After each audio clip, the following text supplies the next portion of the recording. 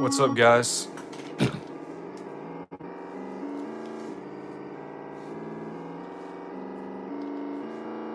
we're going to check out the rest of my Atari lot that I got from my store yesterday. I haven't tested all the games yet because we've been taking our time and enjoying them by getting some good fun out of some older games as opposed to some of the newer ones we've been playing, like TurboGrafx 16 and all that fancy stuff.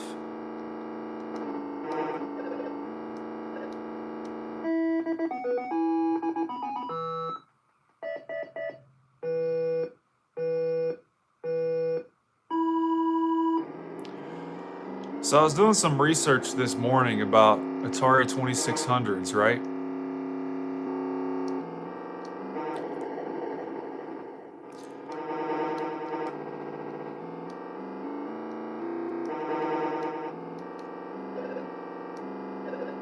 Yeah, I was doing some research on Atari 2600s.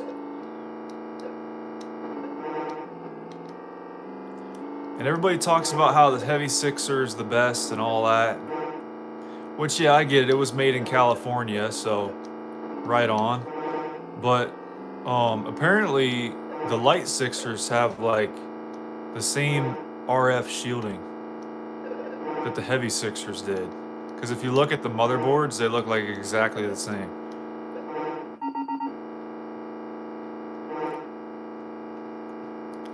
So I think most of the extra weight was in the extra thick plastic on the bottom of it.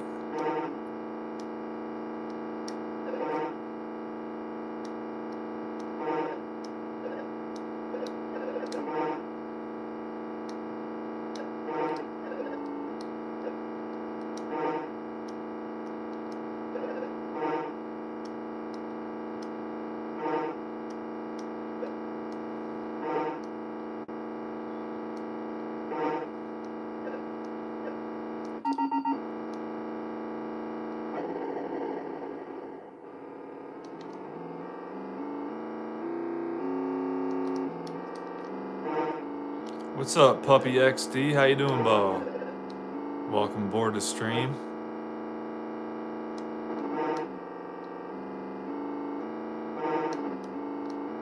Yeah, Puppy, there's a little bit of delay in the comments, so just be patient. I try to read all of them unless they're like offensive or anything like that. Well, sometimes I don't get to it, but yeah, you just gotta be patient with me. That's what's up, dude. Glad you're doing well. We're not gonna make it to the finish line that time, but we got decently far. I think I have it on hard mode right now. So what's cool about this game, you know how Atari only has one button, right? With this game, the button breaks. The accelerator is automatic. You just gotta shift the gears. And there's only two of them, just like regular pole position. No, it's pretty new, I'd say. It's from '98, so it's a decently new set compared to some other ones. My Zenith is from 1982, I think. Well, yeah, this one's fairly recent.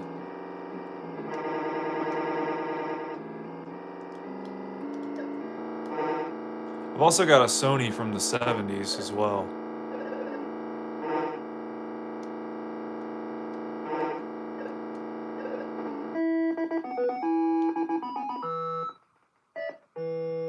Yeah, it's a little bit older of a game.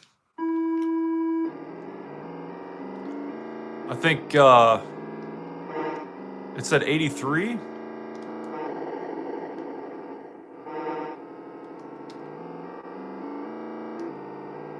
This here is pole position.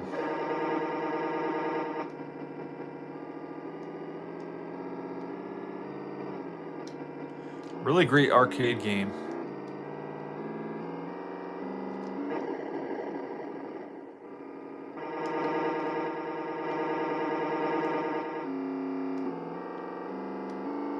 I think it's fairly recent. Yeah, this game here. Not too far back. We're talking 83.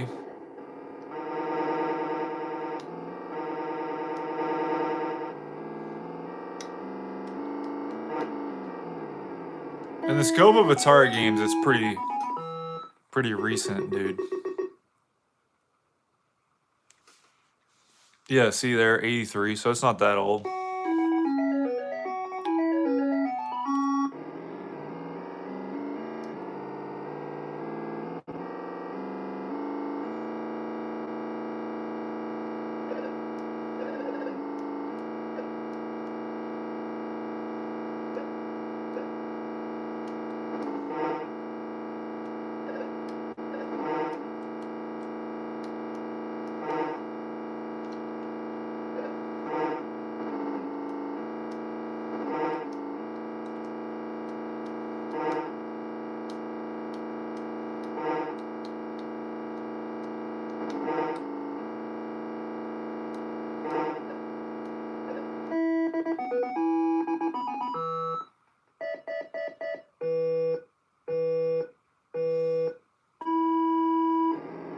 Thanks for the like, man. I appreciate that.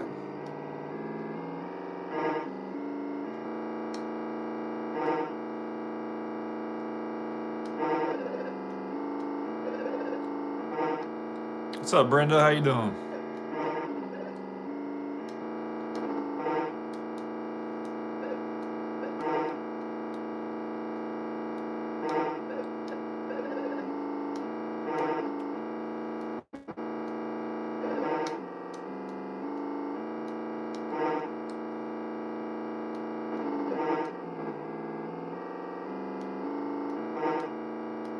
That's good, Brenda. I'm glad to hear it.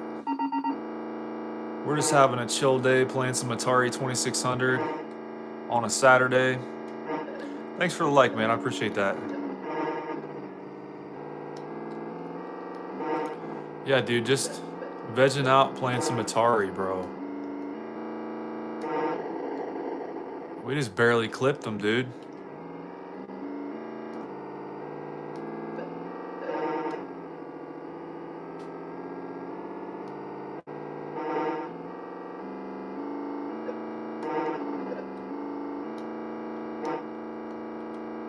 Thanks for the like, man. I appreciate that.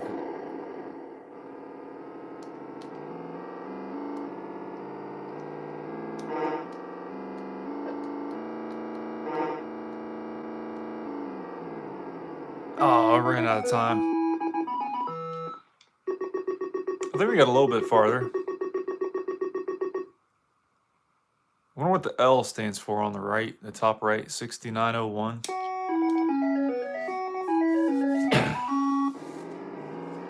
You think I'm good? I don't know. I've got a good bit of practice with racing games. I kind of attribute it to that.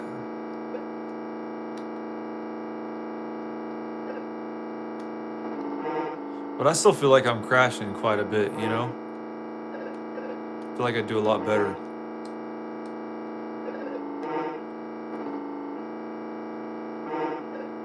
Thanks for the like. I appreciate that.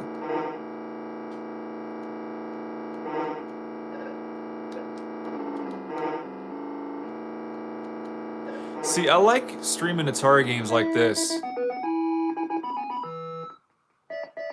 because I can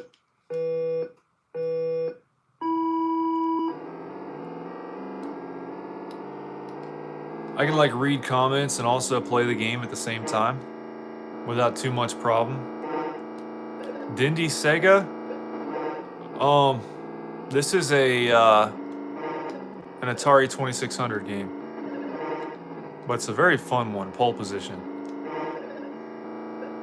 I'm surprised how well they did with the graphics, really, all things considered.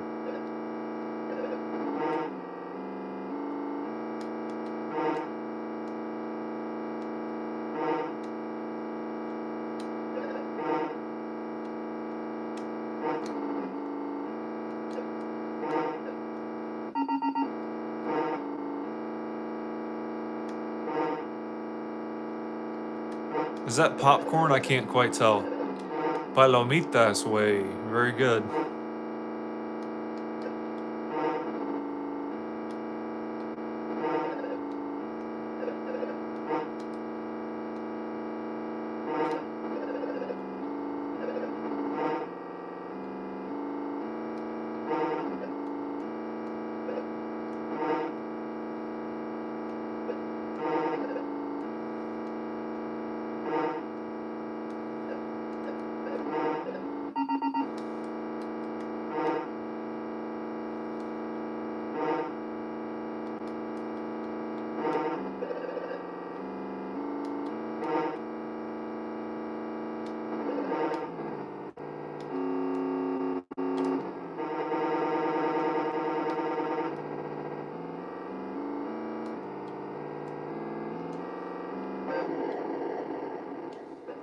All this thing is really missing is just the pit stops, really. That's pretty much it. Dang, dude.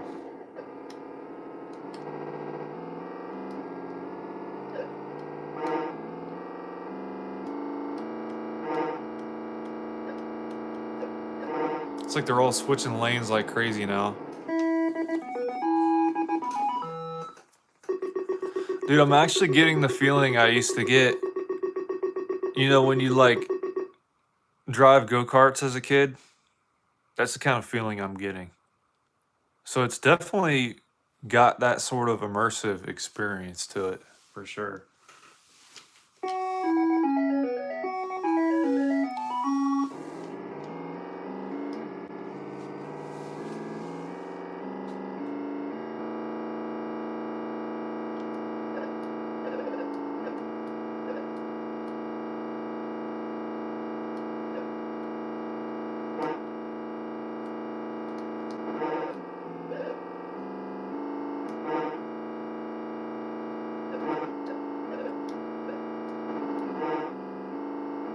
I like how this game doesn't have like a bunch of obstacles on the side of the road that you can hit and like flip your car over and explode. That's a nice touch, not having that.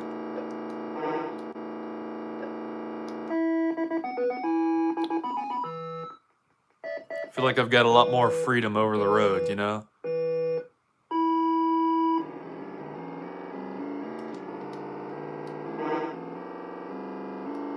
There's a couple games that are like that, like, what was that racing game for Sega Master System?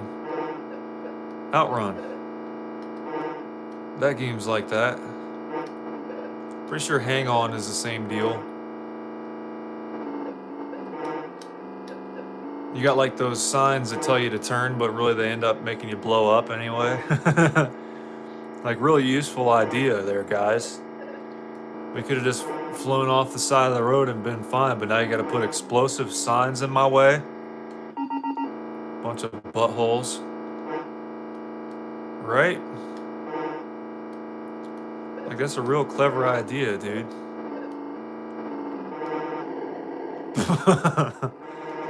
I like it how, like, in most of these Atari racing games, none of the other drivers ever explode, but you do. Your car is the only one that takes damage. Everybody else's vehicles are made out of solid blocks of cheese. They're very damage resistant.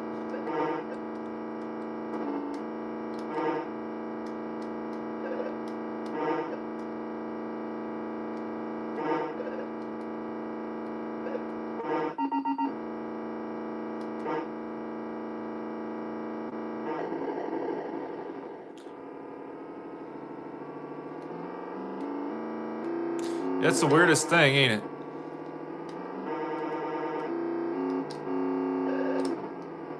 Oh, come on. There we go. It's like they want us to wreck, but not to have to wreck anyone else. Because the computers are on their side. So they want to stick with them because their computers is how they make their living. So they don't want to do anything to make them angry. That's probably what it is.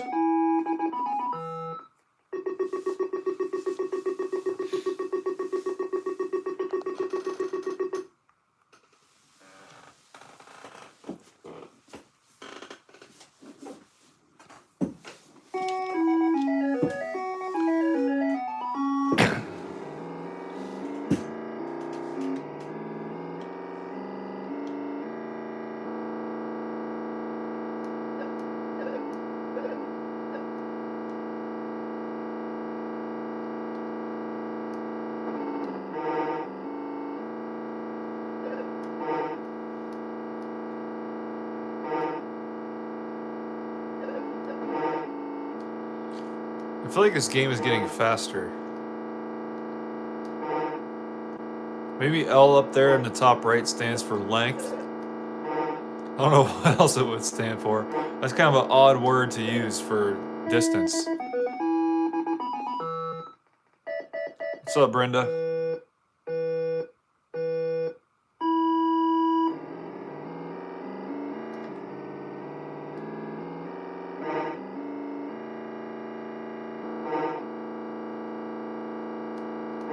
Dang, dude.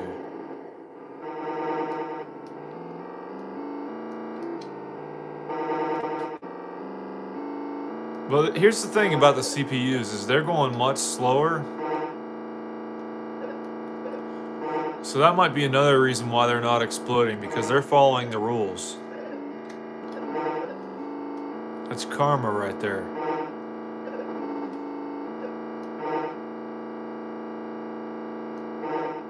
And since they're made out of cheese, cheese enjoys getting fried because it tastes better that way. Fried cheese is the bomb. So we're gonna have to be the ones to blow up in order to cook the cheese. So that's how that works.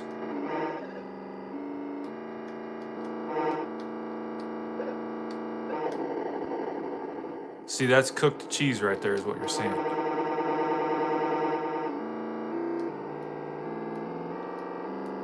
It's computational cheese. It's all made out of ones and zeros, so it doesn't go bad. That's the advantage of computational cheese, is its shelf life is indefinite, basically.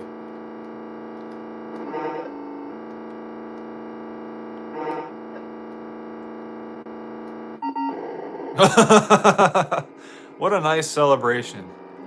Nice little fanfare and then blow up. That's the way to do it right there, you guys. Oh boy. That guy was all over the place.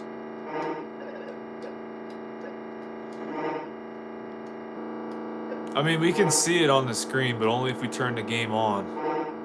So it's technically not invisible cheese.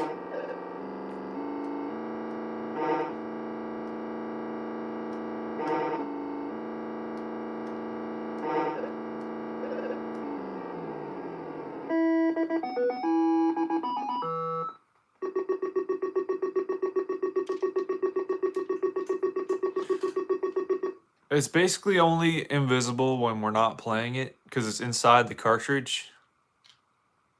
But they are ones and zeros, so they do exist no matter what. But anyway, on to the next game, you guys. What do you say we stick with the theme and play some Night Driver? That sounds like fun.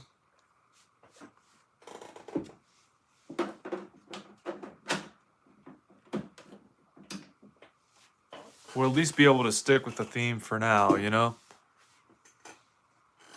I have to turn off the lights for this one. There we go.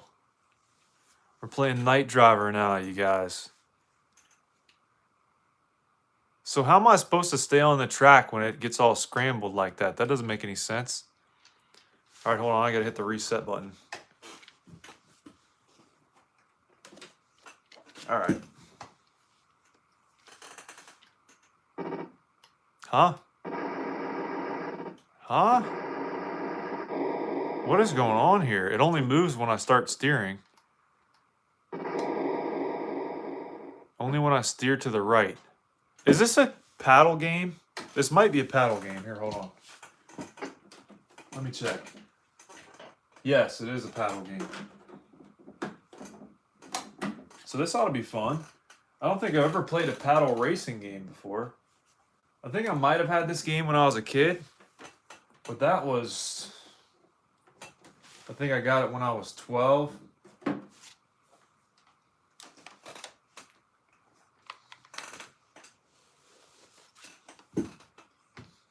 All right, here we go. It does look cool, doesn't it? This is one of the best racing games for the Atari. Let me see what we can do here. All right. There we go. Whoa. You got houses in the side. Whoa, look at the details in those vehicles, dude. The steering's a little sensitive. Dang. Good grief, man. I'm just barely touching it. That car is all screwed up now. I just gotta feather the throttle just to like be able to stay on the road. This is nuts.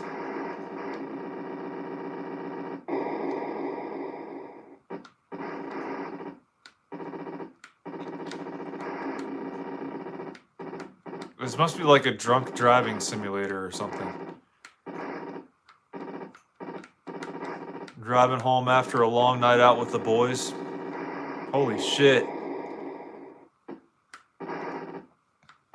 Exactly. It's like, what rules are we following here, you guys?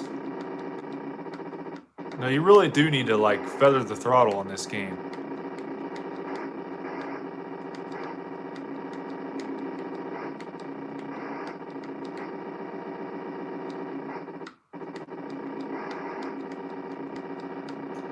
I think it's crazy how detailed the other cars are, but we're just like a international harvester symbol.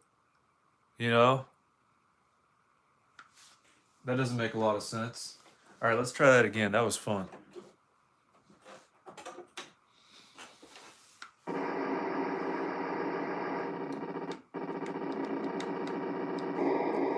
Dang, dude. I can't tell if we're getting rewarded by crashing or not, because it's like normally when the screen flashes 5 different colors, it's after you like beaten a level or done something cool.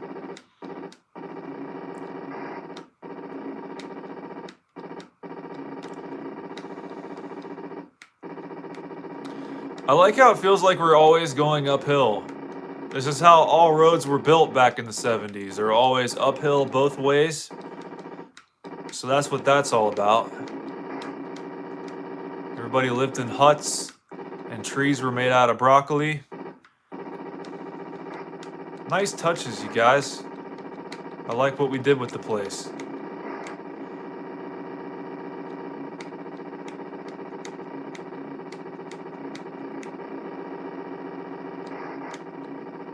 Everybody drove the same vehicles except for me. I like being unique every once in a while.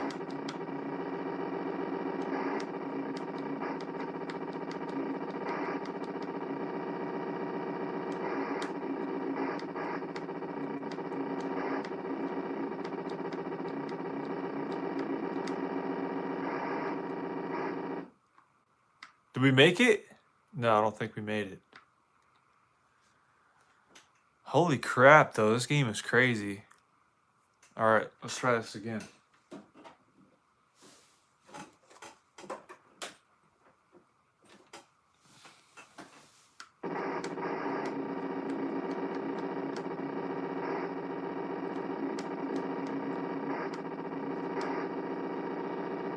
I wonder if there's a checkpoint in this game.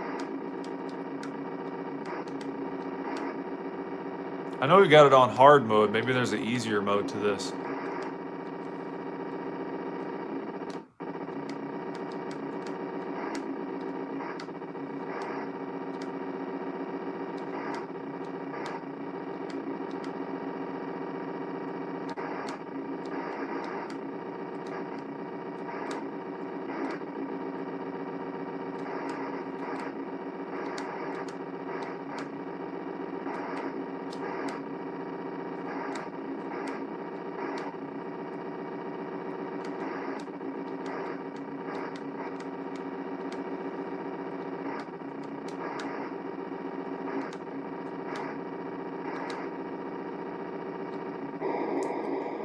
Driving up a mountain, yeah, for real. You must be going through West Virginia or something to that effect.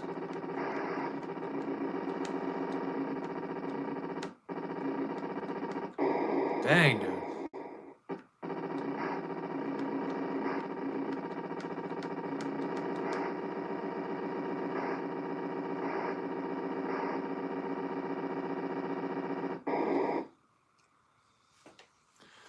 Wow, that game is very interesting.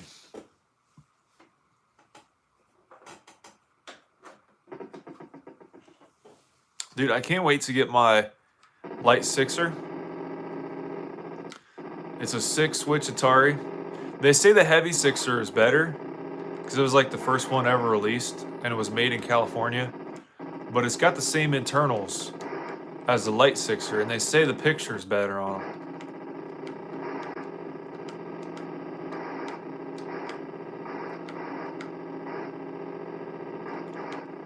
Apparently the RF shielding is thicker, or there's more of it.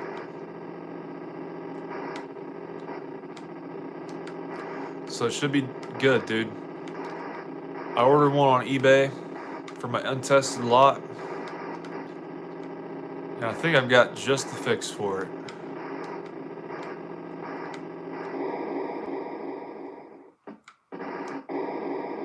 Dang, dude.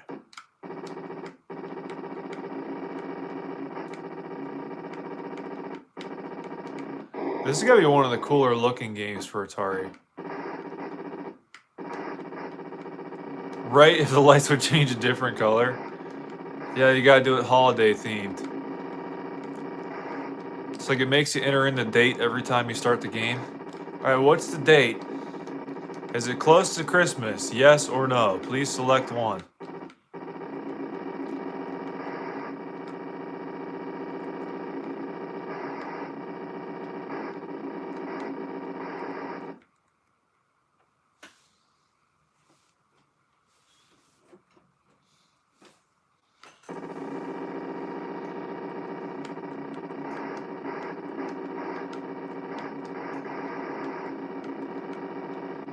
I like the feeling of kind of like sliding around. It almost feels like you're drifting in this game.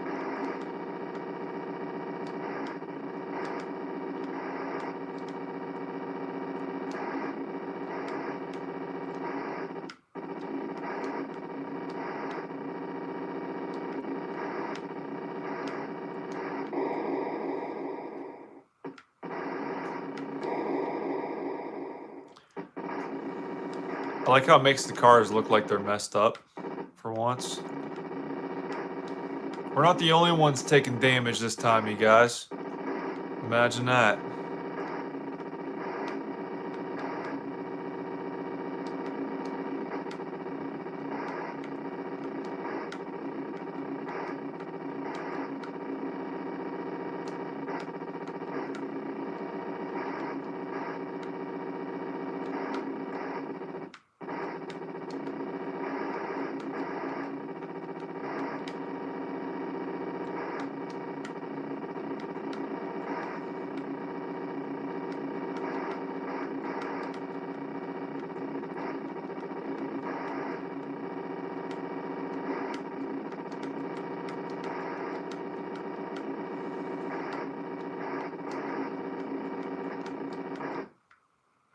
Dude, this game is fun.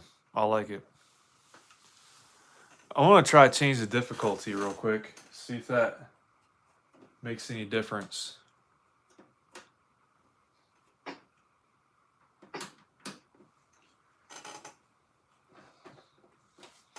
All right, here we go.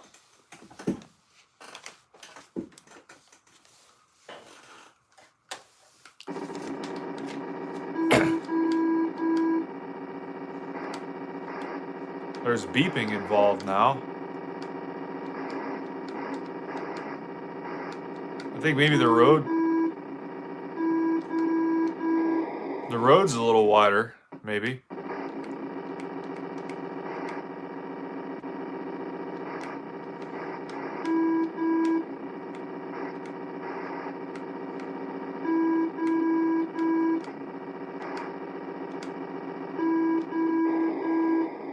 I like the difficult mode better. I don't want something beeping at me 24/7.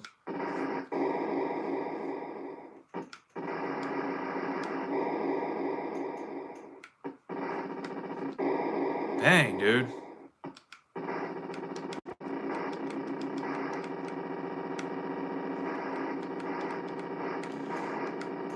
That is cool. I switched to difficulty mode halfway through the game, and now it's not beeping at me, and it's making the level more difficult. That is really cool. I didn't know you could do that, like midway through the game.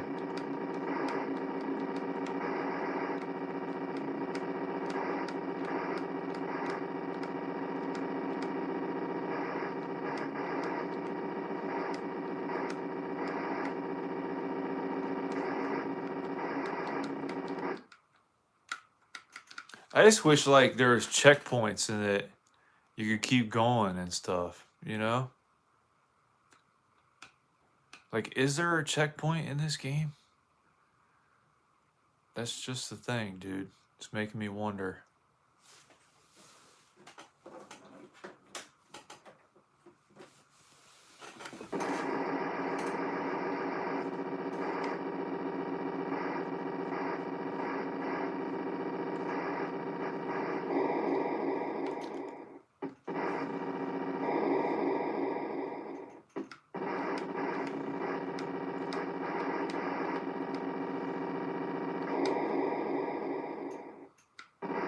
You don't think there are checkpoints in this game?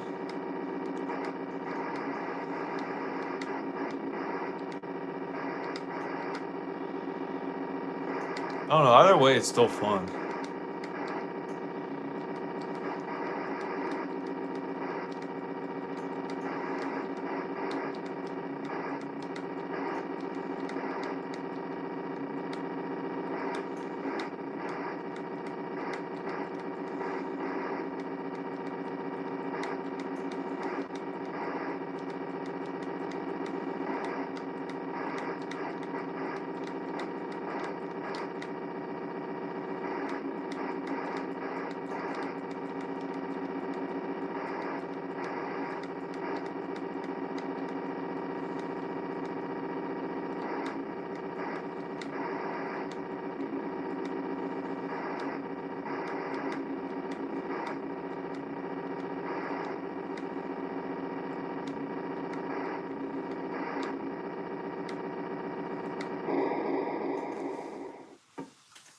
Oh well.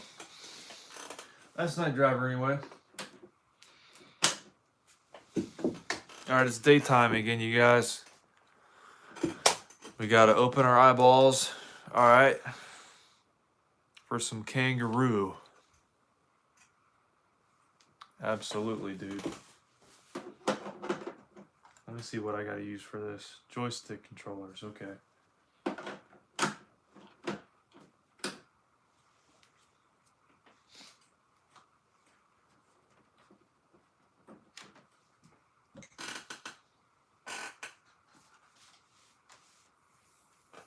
I wonder if there's any Atari games that says for use with Sega Genesis controllers. That'd be the real kicker right there. For use with the 7800 controller. This looks interesting. Oh boy.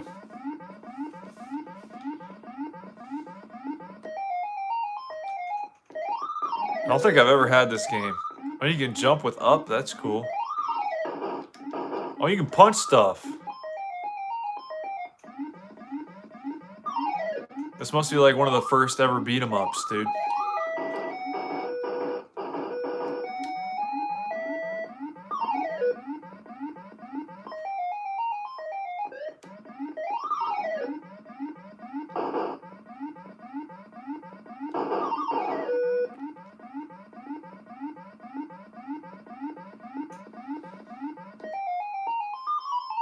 Oh, I didn't see that thing coming down.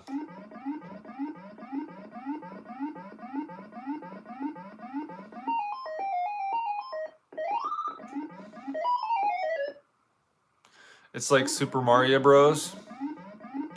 In a way, I guess. I mean, you're punching stuff instead of jumping on top of stuff.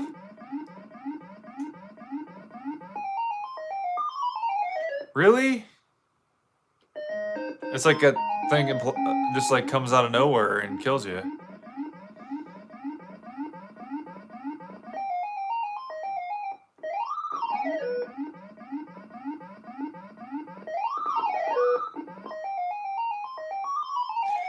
It's like whenever I go to climb up the stairs, that's when it spawns in.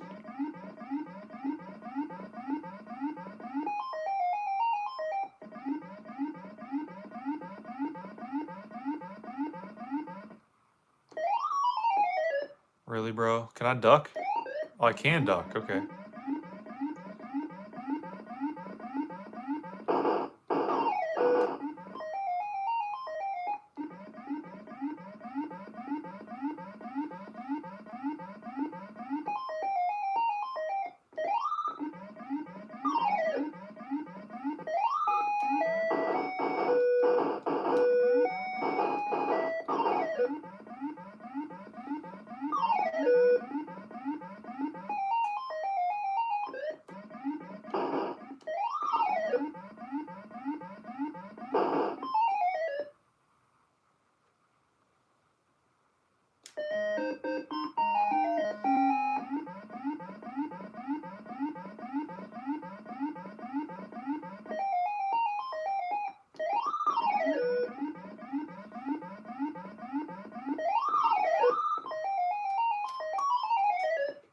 this game is kind of tough.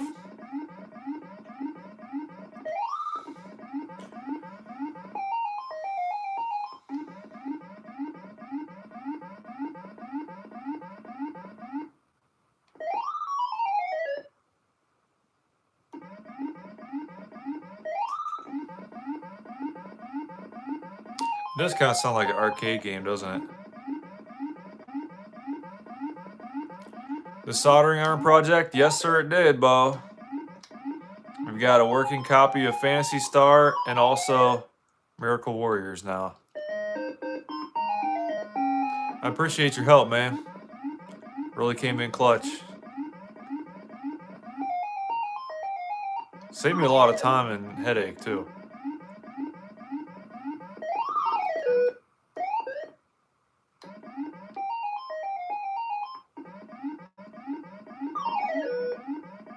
I was gonna try to go past.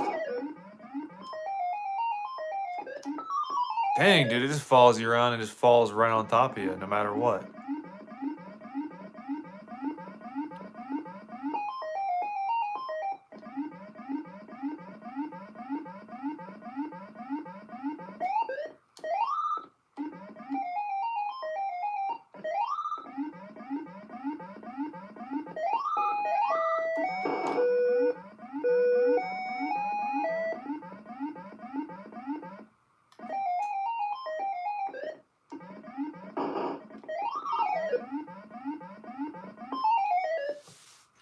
Legend says some posh priced wicks come with a lot of flux. Most do not. That's good to know. Because, I mean, the people doing those, like, ASMR soldering videos or whatever are probably using, like, the best quality stuff. And people think, oh, they're not putting flux on the wick, so you shouldn't have to, right? But then, no. So that's definitely good information, dude.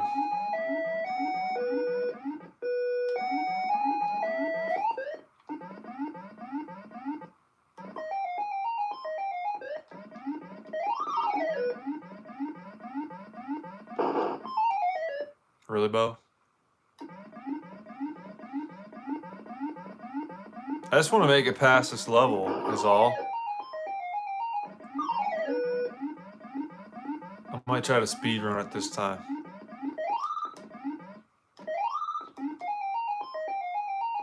Oh, really? Come on, bro.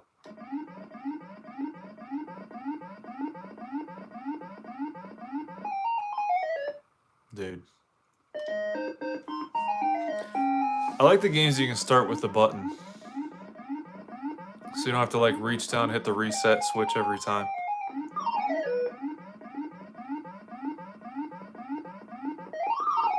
They should make, like, a... Dang it!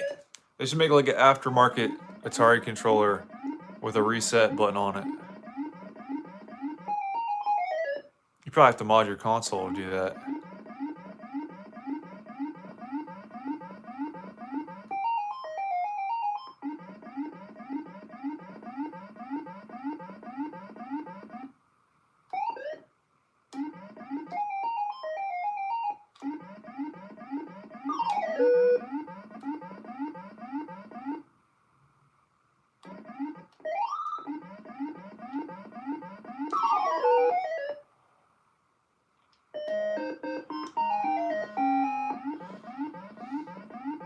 Do you have a pine tree outside? Cut a slice in the bark, collect the pine resin.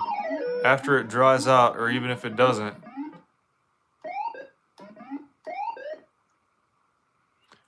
dry out and then dissolve it in 90% alcohol, and it gives you a cheap flux that you can make yourself for the price of alcohol. That's what's up, dude. Just like some resin from a tree. That's crazy, bro. Makes you wonder how they make actual flux. Because I know some people use resin instead of flux, but it's like resin you buy from the store, right? Dang it, bro.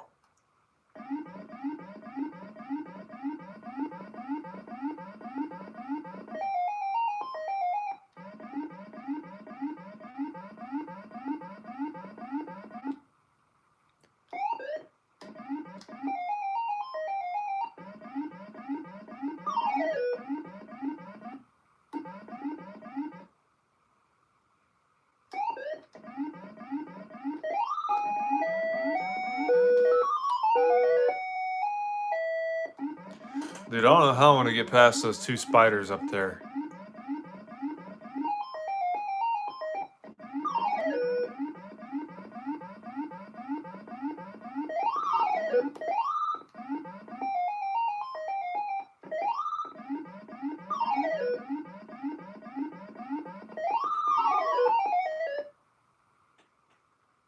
It all comes from trees, the resin. So it's got to be a pine tree, though, huh?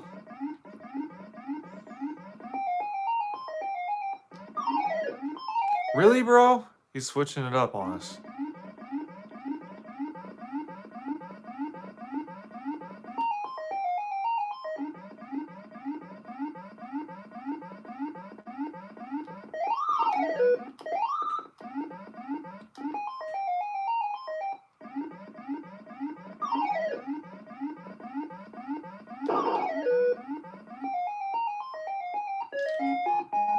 Aww. I didn't realize we were trying to save our little baby. That's cute. Dang it, bro.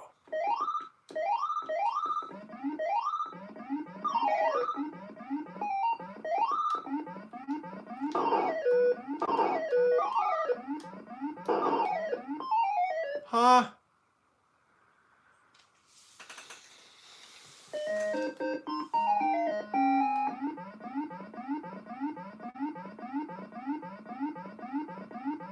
We made it to the second level anyway.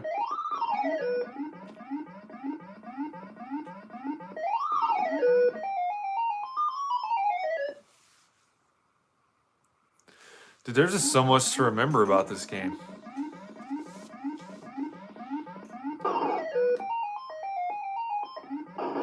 And dude, your punch range is like 2 pixels wide as well.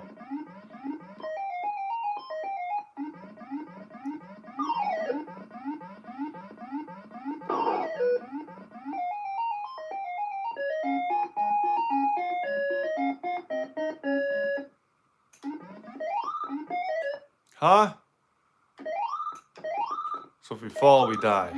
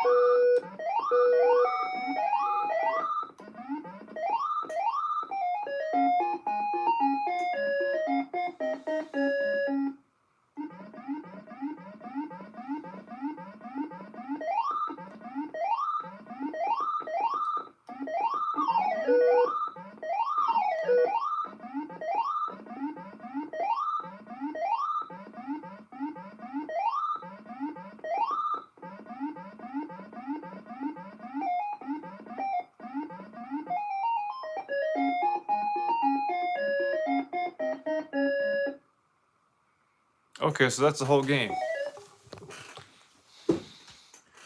So that's Kangaroo anyway. Fairly interesting. Definitely. It's got a female kangaroo on the front with boxing gloves punching a monkey. So that's what those enemies are supposed to be, is monkeys. It's alright. I don't mind it. What do you guys say we play some barnstorming? That sounds like fun. It looks like it's a flying game. It's by Activision, so it's got to be decent. At the very least.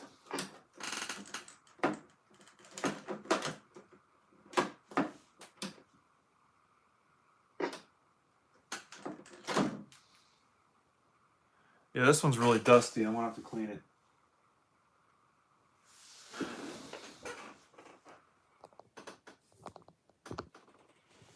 How's it going, guys? Just going to grab myself a Q-tip.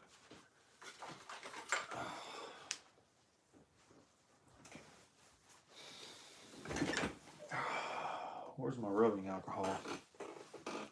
Oh, yeah. You guys rub? What kind of alcohol do you rub? I like Copenhagen, pretty good. Dude, that'd be weird if you could like get drunk by like putting a dip in. That'd be really weird.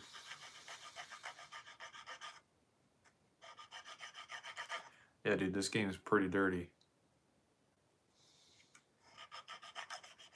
I can see all the dust in it and junk. This game probably hasn't been played in a while.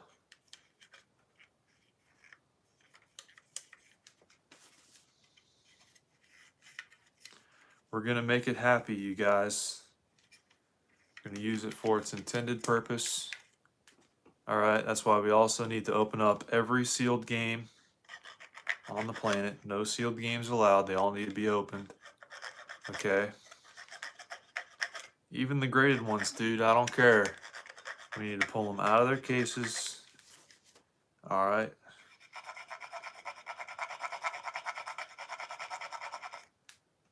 It's a requirement. All right, this game should work now, hopefully.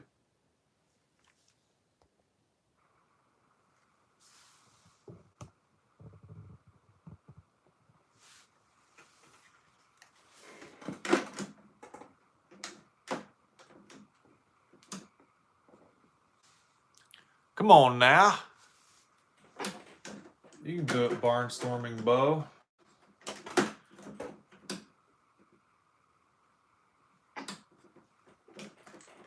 All right. Let's try the other side of the Q-tip now. I remember as a kid, the Activision ones would be a little finicky sometimes. But it was always worth it when you finally got them to turn on.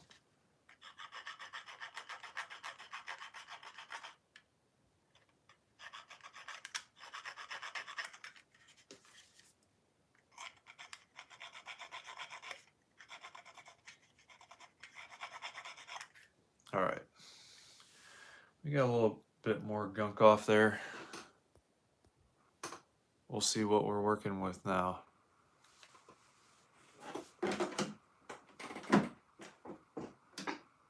There we go. All right. That's all she needed, you guys. Just that little bit of extra gunk off of there to get it to work, dude. Must have been that piece of gunk to begin with that was messing us up. All right. Here we go. Oh, shit.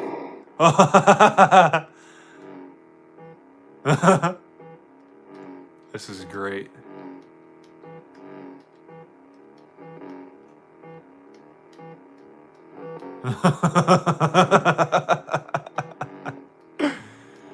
Are we supposed to be doing this? Like, this feels like the objective of the game. We're herding birds. That's what this is. We're a bird herding plane.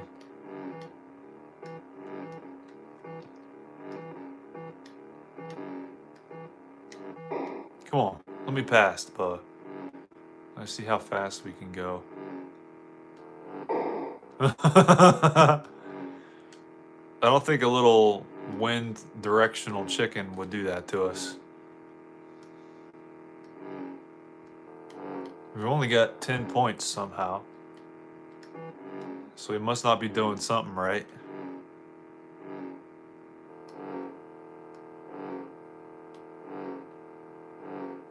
I guess the main objective is to have fun, I would assume.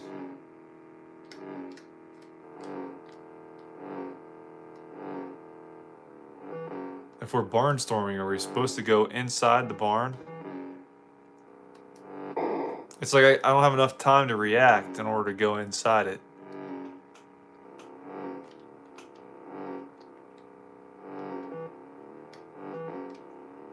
Dang, dude. Get in there. Oh, we can go through there, huh? But it doesn't do anything.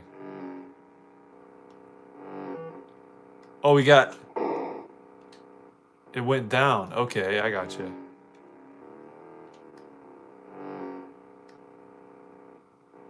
Seven.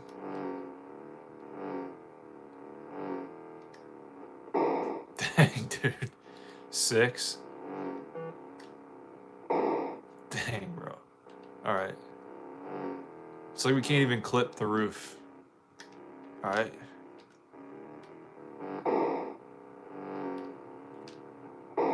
And they need to like improve the brakes on this plane. Maybe some new rotors and pads. All right. Dang, dude. All right. So we made it, I think. That's our time. Okay, so we have to do it in like a certain amount of time, or that's our final score, I think.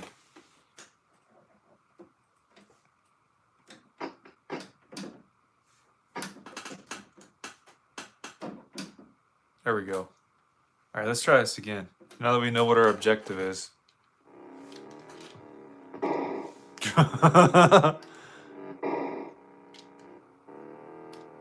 I think that sound is just hilarious, and it does like absolutely no damage to us. So that's like a pretty decent strategy as long as we're just hitting the barn to slow down, right?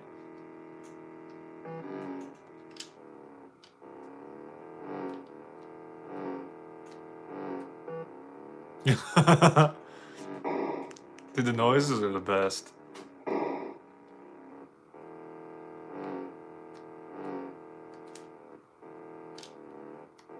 Oh, we can hit the ceiling too. That's great.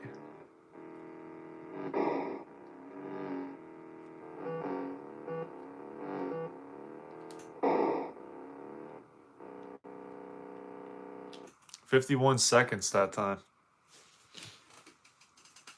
Let's see, is there any other... Ooh, we actually got a legit black and white mode.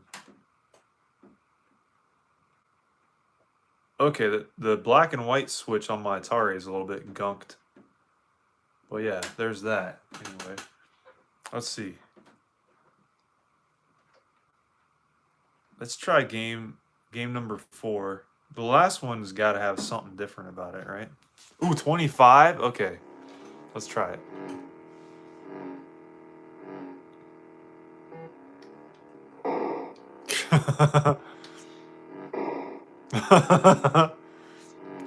Dude, this game is too much fun. I just want to go full speed the whole time.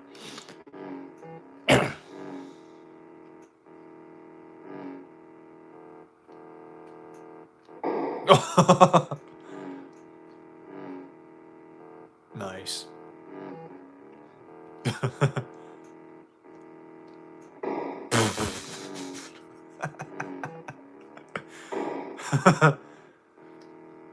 I like how the whole plane vibrates.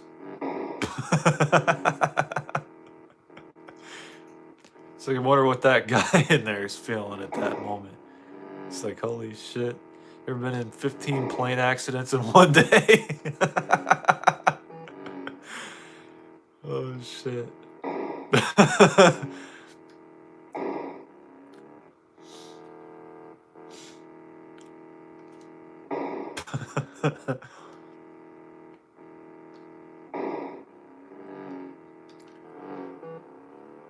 All right.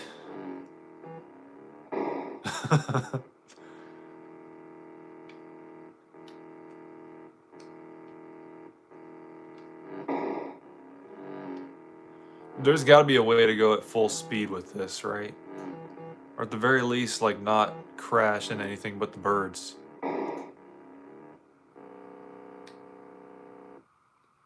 Not a bad time. Let's try that on difficult mode now. See what that does.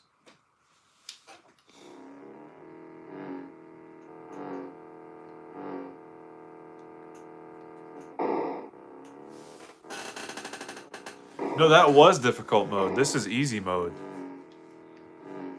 All right, here we go. I think it might be harder to crash into the ceiling on the barns.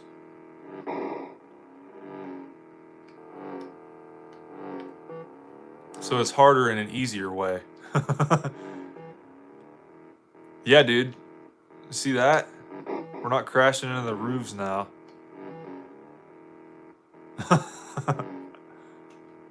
Must have vaulted ceilings in there now. They changed them all around just for us.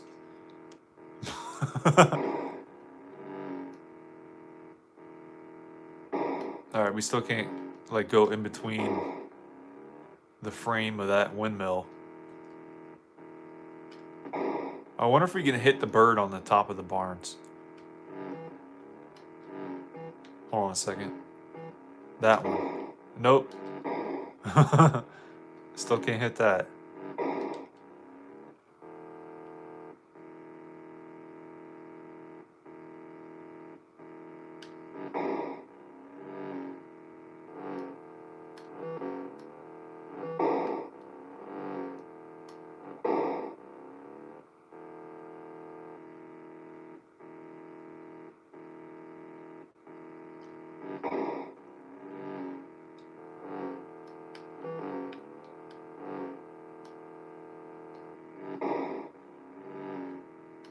I mean, you'd think the guy would put the landing gear up if that was going to get in the way. But apparently not.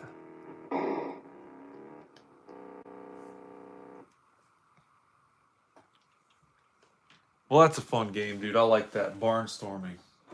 We're going to play it one more time.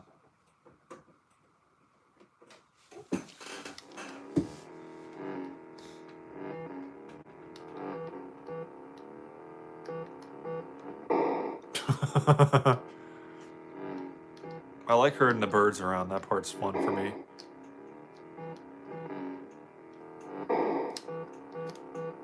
That should be like a side objective of the game. Is herding the birds around.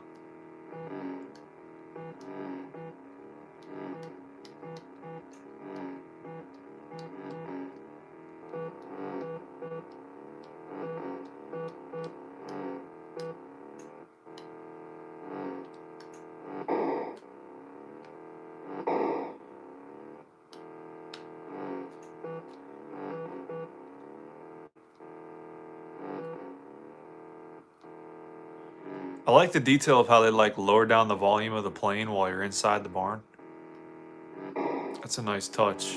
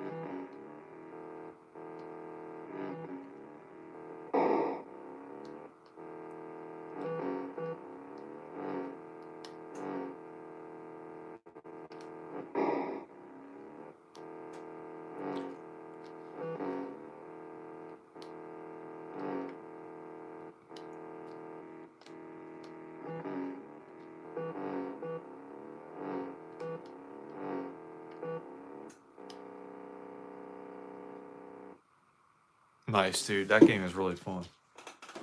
That's got to be one of my new favorite games right there. All right. Now to a classic. Space War, you guys.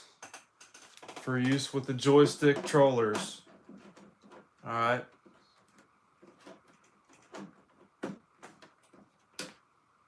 Oh boy. This looks fun. Wait, do I already have this game? I think I do already have this game.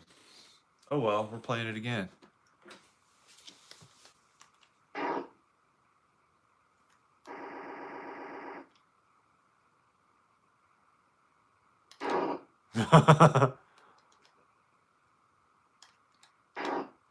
You never have too many copies of Space War, right?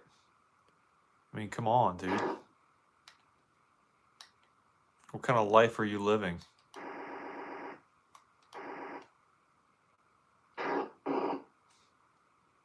Especially if you're only playing it with one player. That's the funnest mode. Wait, hold on. Speaking of modes, is there a one-player mode in this game? Let me see.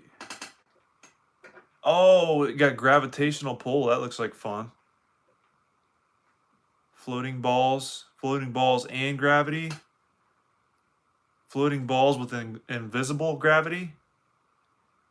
All right, I just want to do gravity. That looks like fun.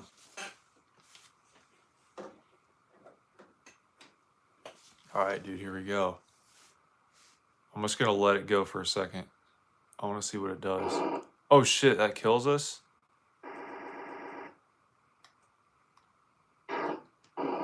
So either way, that guy's going to die. That's not very fair. All right, let's do gravity without the sun in it, dude.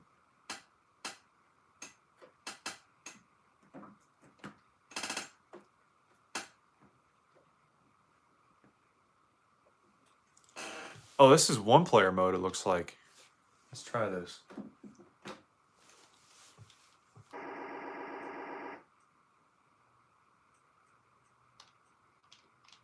So I can't shoot. I can't get hit. There's nobody else on screen. What is this? Is this a game?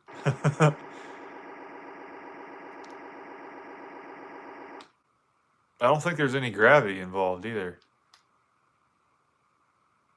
My score will always perpetually be 0.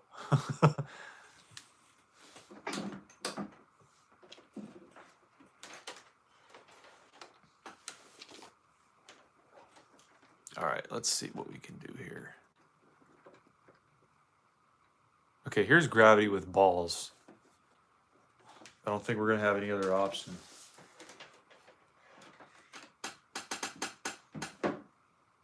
If I had the choice of gravity without balls or gravity with the sun involved, I'd pick the first one, dude. Wait, there is no gravity. And I can't shoot either. What is going on, bro? And I can't get hit.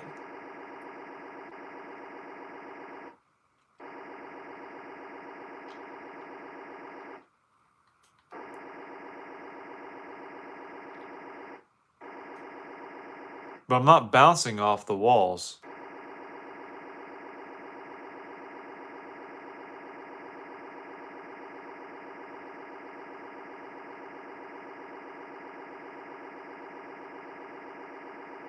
I always like to see how fast I could go in these games, you know?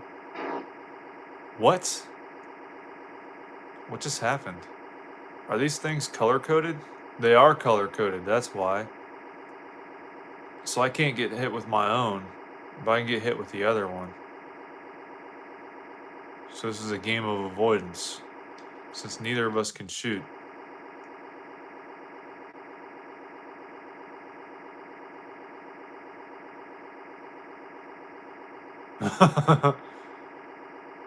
This is wild, dude.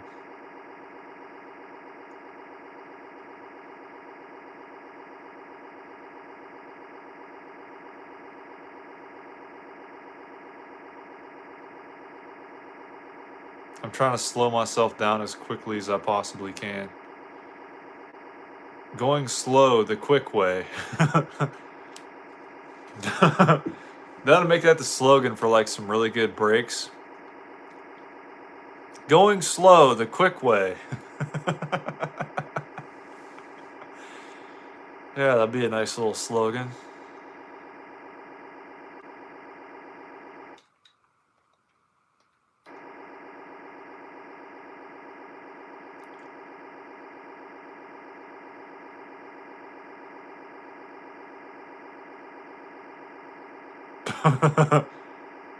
Believe it or not, I'm actually controlling what's happening on screen right now.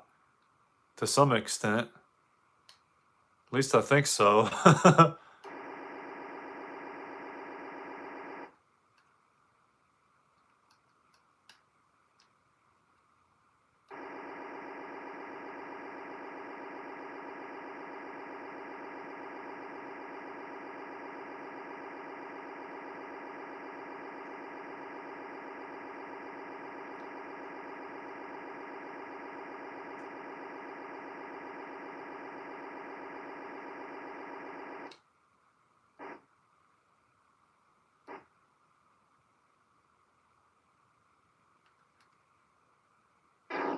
What?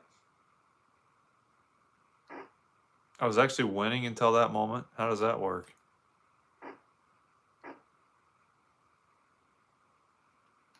I'm trying to get myself completely stopped now. I don't know if that's possible.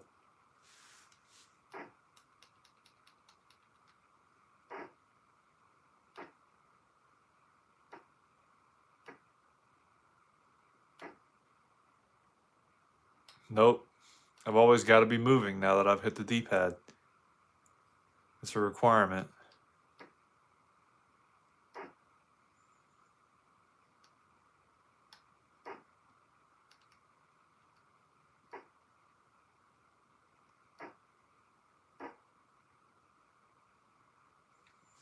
Dude, who else is live streaming Space War right now?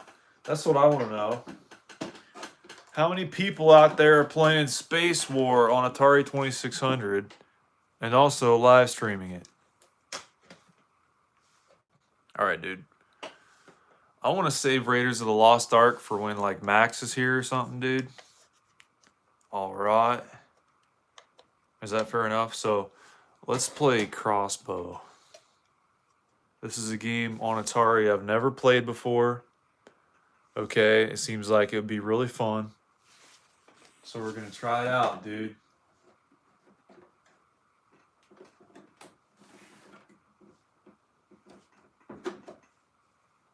Something wrong with this cartridge?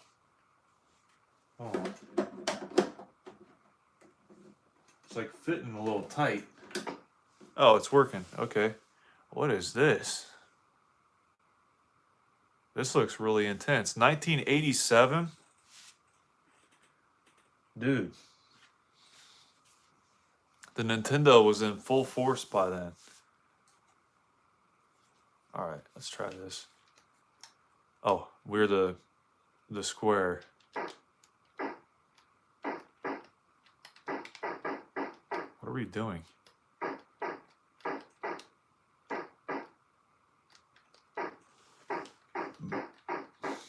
Can't do anything.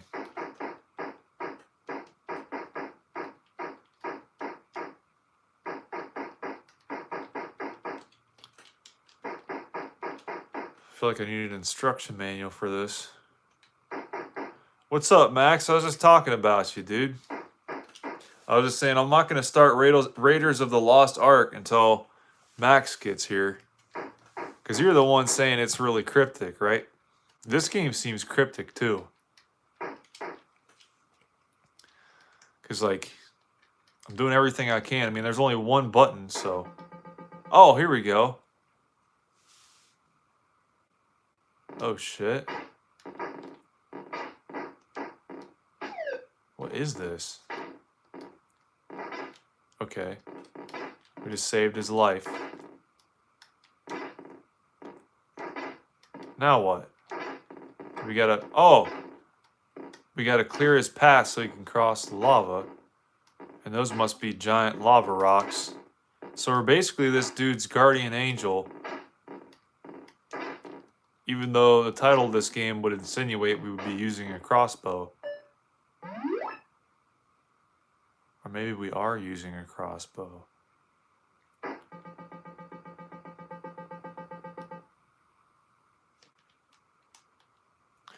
I hope that's a good thing, Max. We got monkeys throwing bananas at us now. Now this game seems kind of fun. This is an interesting concept.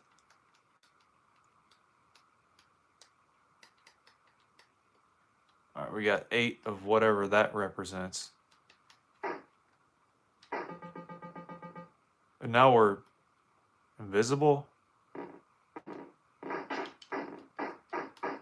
We gotta shoot in order to see where our cursor is. This is real entertaining. Here, hold on.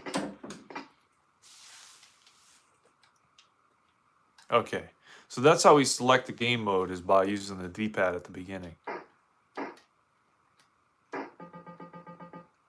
So yeah, we're going this way now. Okay, here we go.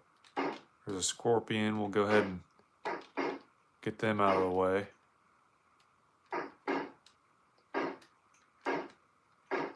There's a snake. Man, this guy's trouble.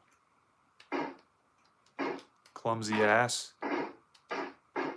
Man, they're just like coming out steady, aren't they?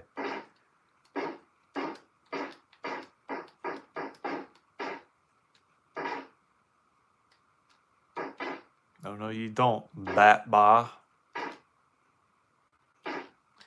Windy, dame se bat.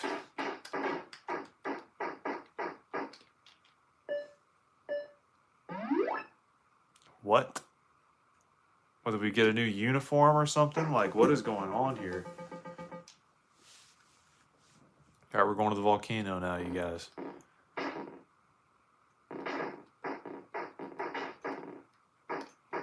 I like how he waits for the volcano to get cleared.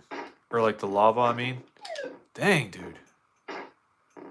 This guy's a mess. Now we got new people is what it is, I think. I like how you don't have to be entirely accurate. The hit range on it is nice.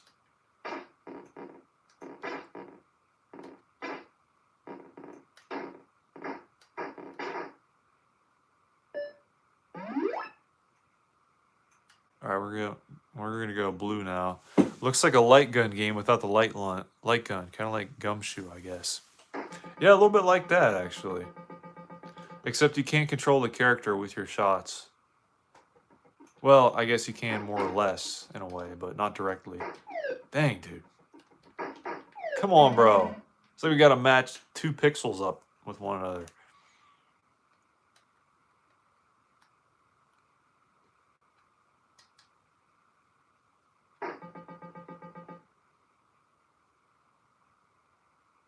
I like this choose your own path type of deal. That's interesting. There's not a whole lot of Atari games like that.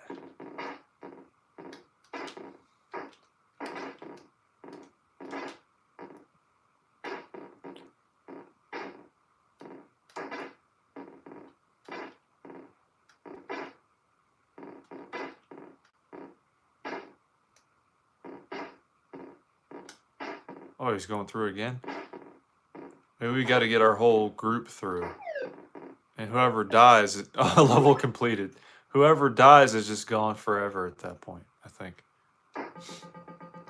Now we got less people to babysit, you guys. This is going to be the tough level here where the monkeys are throwing shit at us.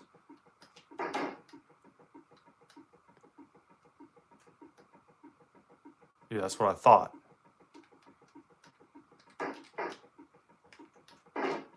They're throwing curveballs at us, too.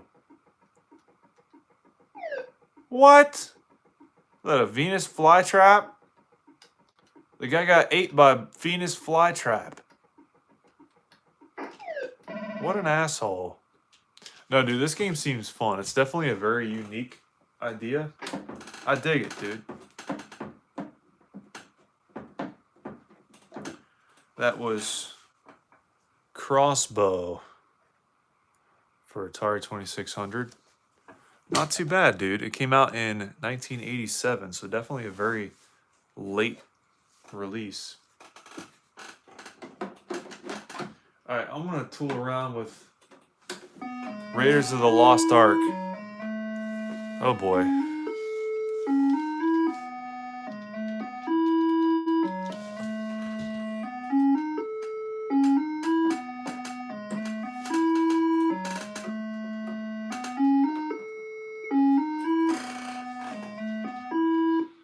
All right, now we can start the game. Oh, we're dead already. I haven't even looked up at the screen yet.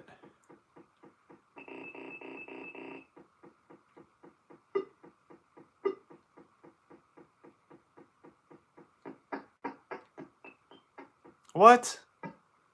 What even is that? It's like the game's got a boo-boo. That's what it looks like.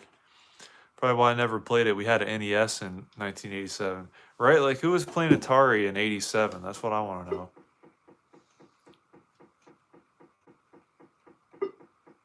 You got all kind of junk now.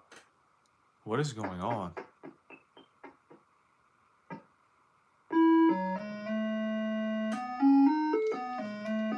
Huh? Weird. Oh, great. we can't go up. And unless we want to die.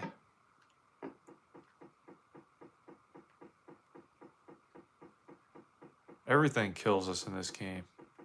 So we can't get the flute yet, for whatever reason. We got a gun and a key. What? What killed us now?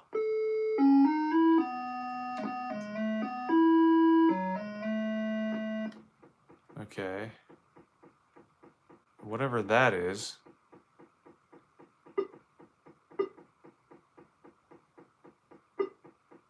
We got a grenade. Oh, shit. Okay, now we're back again. This guy walks way too fast. Well, now I'm stuck. Oh, wait, what, did he rob me? What is going on here? I have less stuff now. Yeah, he keeps robbing me, bro. I walk slow as molasses. Oh man, this game is really cryptic to figure out. I have not tried it since I was a kid, though.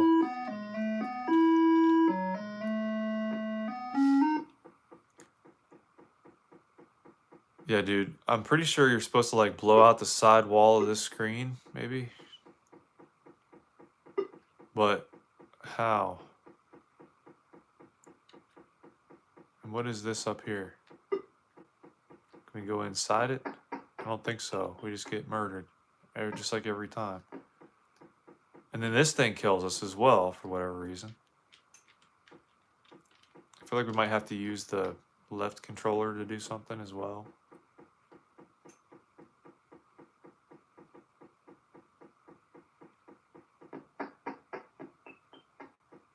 I was gonna try to, like, walk straight for once.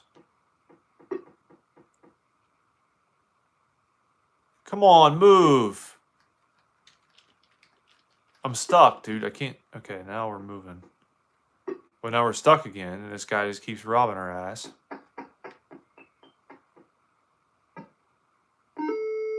Really? Well, it works. We've got that info. Alright. How about some Sequest? Seems like a good option.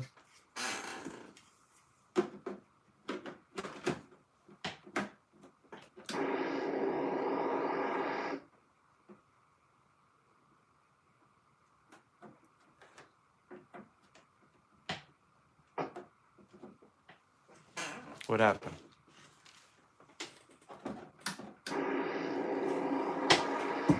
Alright. Oh yeah, this game.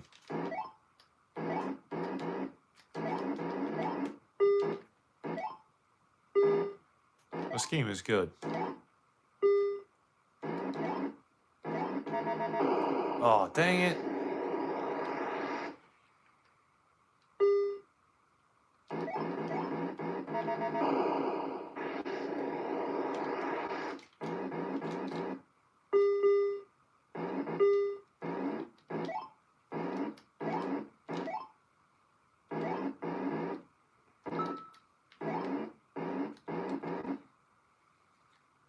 What? I guess we're full now. That's what it is. We can only get so many divers or whatever. And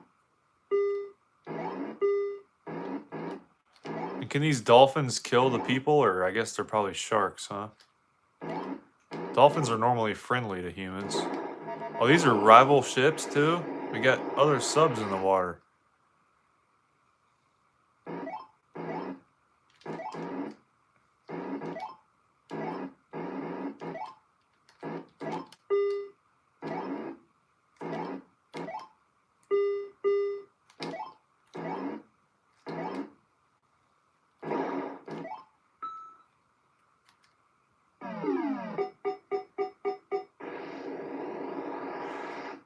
So once we get a high-pitched ding, that means we're full. They're swimming in schools now. Dang, dude, that was close.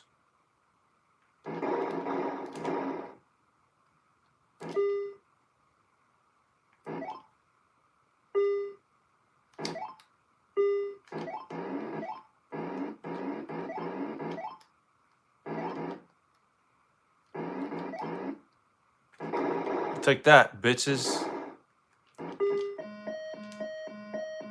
We're low on oxygen.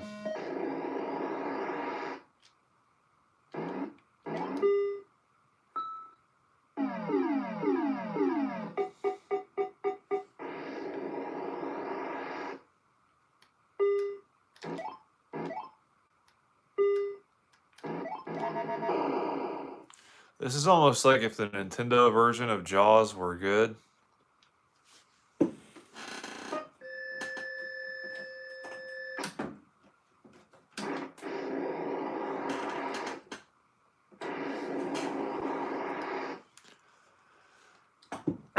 All right.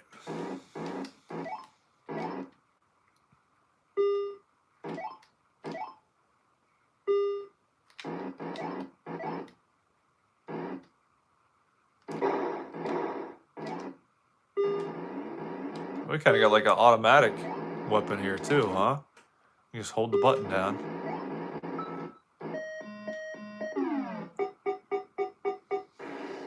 This game is really good.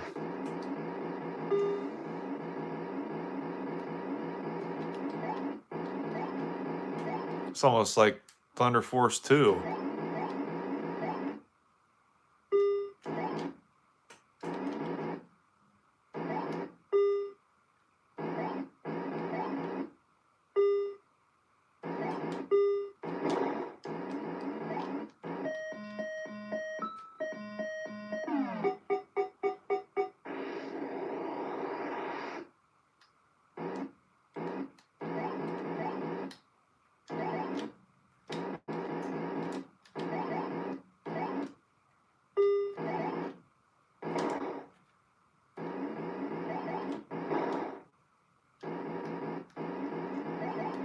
Yeah, it is a lot like Jaws.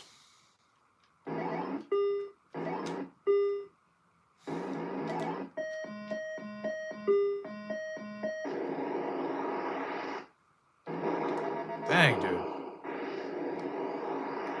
Those guys don't hesitate to shoot at you.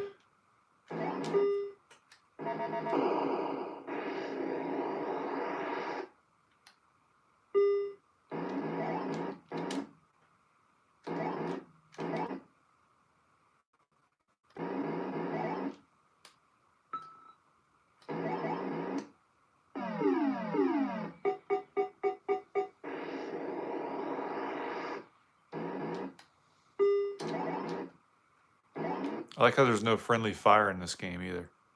That makes it nice. I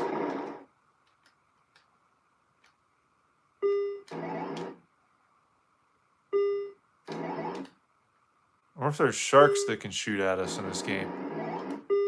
Sharks with freaking lasers.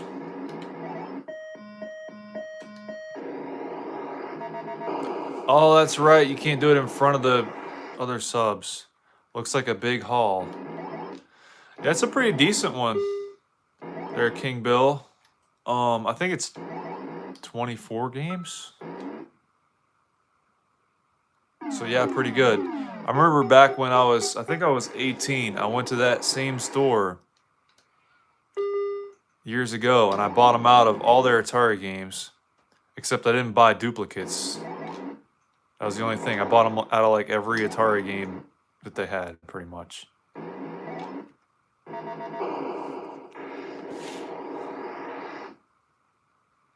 of reminds me of that.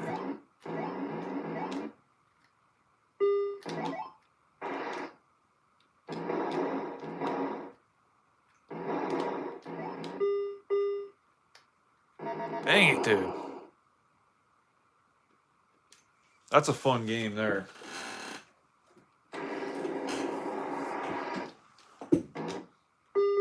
Glad I got it. How you doing today, King Bill? There's a case on top of the screen. That there is a VHS tape. Good thing about 2600 is the games haven't skyrocketed in prices, right? Yeah, most of them have stayed pretty cheap. There's a couple of them that have gone up a good bit, like Montezuma's Revenge and Hero. Other than that, yeah, I mean, a lot of Atari games used to be like $1 or $2, but now they're still very affordable. That's good, King Bill. Good to hear it, Bob. I think it's funny how the sharks, they don't like eat the people, they just make them swim faster. That's an interesting mechanic.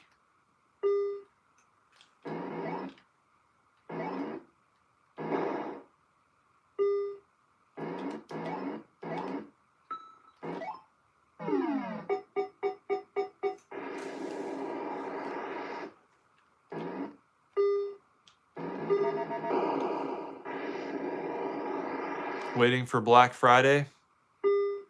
I'm probably not going to buy anything for Black Friday, to be honest with you. I've never really been one to do that.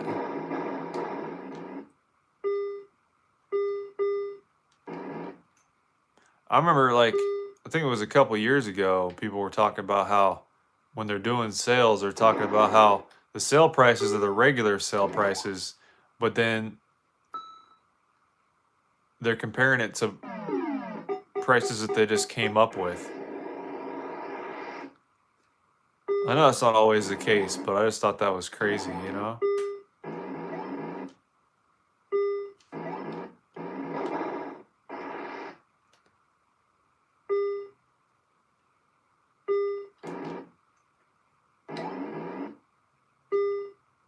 But dude, this store I bought these games from, they do really good discounts if you buy multiple games. I saved $50 on a lot of these. You said you want to snag a 7800 plus in a PS Plus sub. That sounds like fun. What do you play online, King Bill? If you don't mind me asking. Oh, I really threaded the needle right there.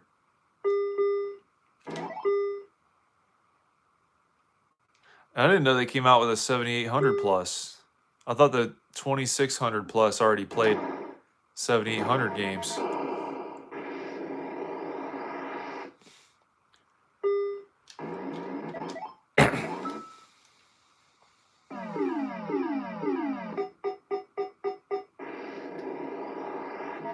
Dang it, dude. Oh, we had a good run, you guys.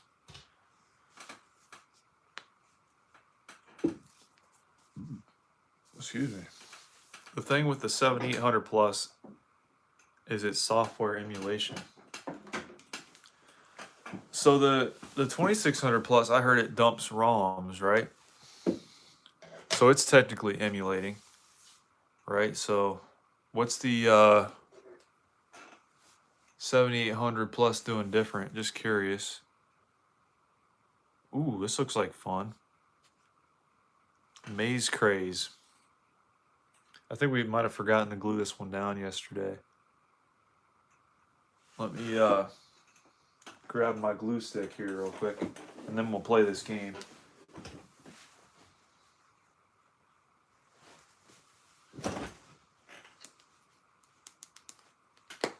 All right.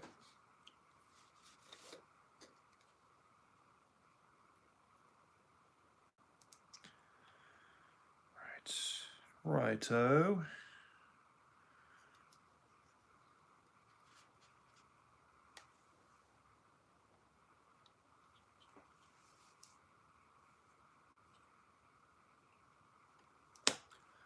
Just gonna hold this label down pretty much.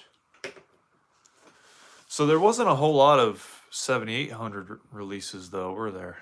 I bet you he's got different controllers though, huh? I'm interested in PlayStation Plus just so I can play some games for a year on my PS5. So you got multiples of them? Dude, King Bill's balling out there, you guys. Watch out. He's coming for you next. I'm telling you. But no, that is really cool, dude. I remember I like playing PlayStation Online. I never had a. I don't really know how that works, to be honest, but I never really played a lot of rental games on there. Max says, I'm not saying software emulation is all bad, but some have bad input lag, in my opinion. Not sure if the 7800 Plus does, though. Yeah, I'm sure they've got a little bit of input lag. That's what I've heard. At least I know the 2600 Plus has some input lag. I couldn't imagine the 7800 being much different, if at all. And just the fact that you'd be playing it on a flat screen, you're going to introduce some lag. This game's a little bit weird. Here, hold on. It's got something jammed in the... Well, not really jammed. It's just kind of sitting in there like a dust bunny or something. All right, let me see if I can put this in here now. Dude, I don't know if I played Maze Craze since I was a kid. This is a trip, dude. Oh, it works now. Is this like Snail Maze?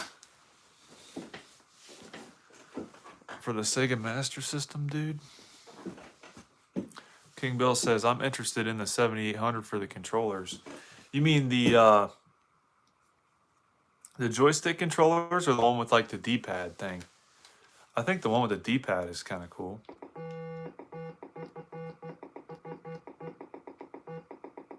How do I get out? I think this is a 2-player only game.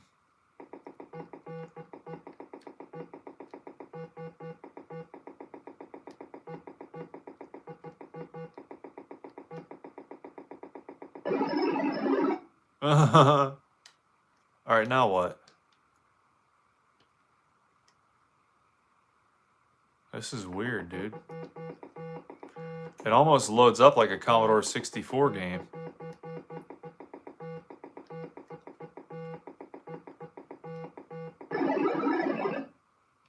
I wonder if you could play this game if you were blind.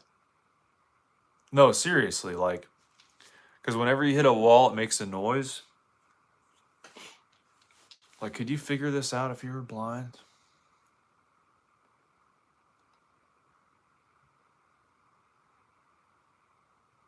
What's up, Joe M? Yeah, the D-pad ones are cool, King Bill. I like those. Max says these companies need to do their consoles using FPGA. I have some FPGA consoles and they don't have input lag. I use them for my HDTVs. Yeah, I was thinking about getting some of those, but I spent my money on the TurboGrafx 16 CD, so it's like that and the one I wanted wasn't in stock anymore.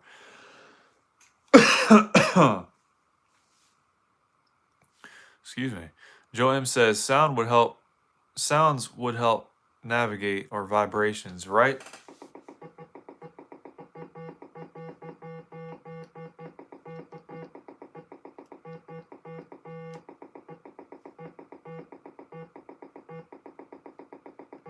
Oh no, I was thinking about doing a video about games that would be good for blind people to play.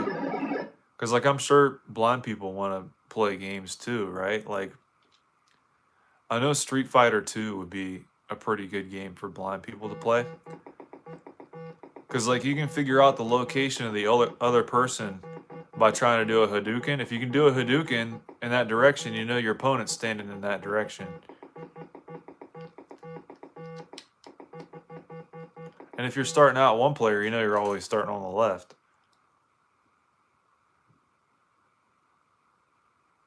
So I feel like that'd be an interesting video to do. But I can't think of enough games that would be good for blind people to play other than that one. I'm sure there's a lot of them out there. I just gotta think a little harder.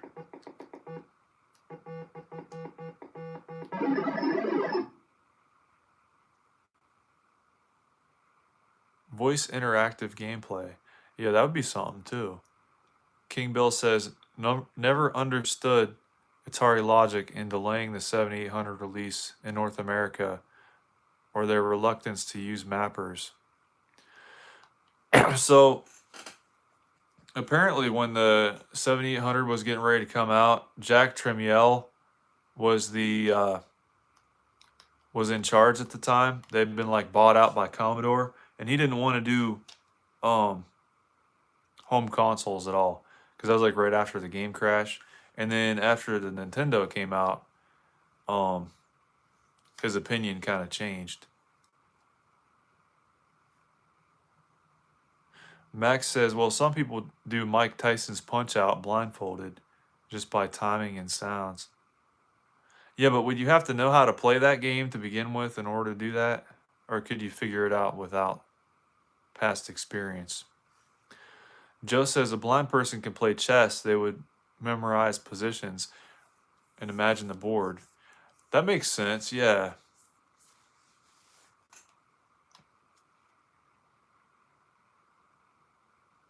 I like how this game loads. But what's all the ones up top supposed to mean? Oh crap.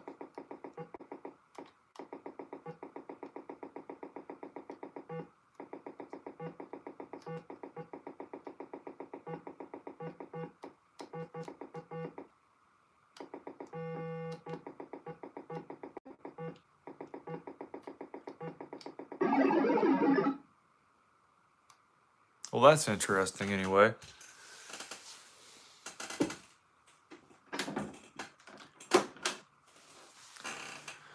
A blind person can play Monopoly with some assistance. Assistance is the key. Yeah.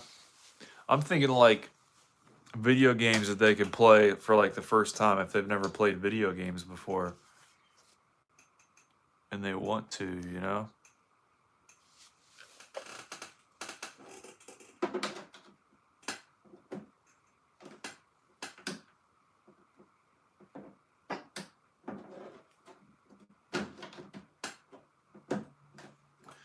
Right? I think most of the fault of it, King Bill, is the fact that they didn't have support because of the situation that they're in. Man, dude, this game is gnarly looking. I don't know if you guys can see that, but yeah, you probably can't. I'll get a flashlight. Here, I'll get this light here and show you.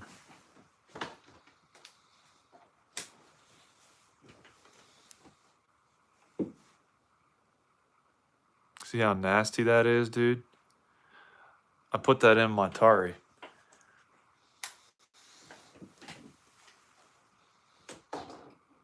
Battleship? Yeah, Battleship. That's one.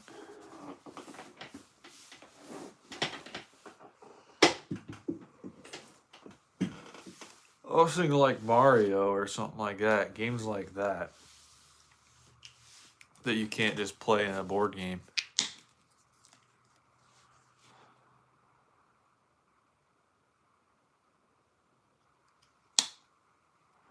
Max says the problem with Atari doing better with the 7800 is that Nintendo came out, no one cared about the specs, but the game sold it, right?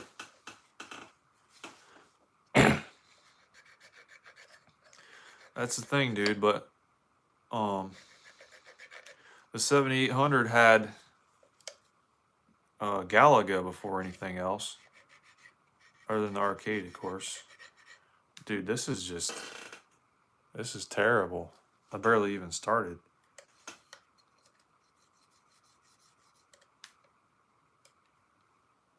Like, what is this? Coal dust? It's like pitch black.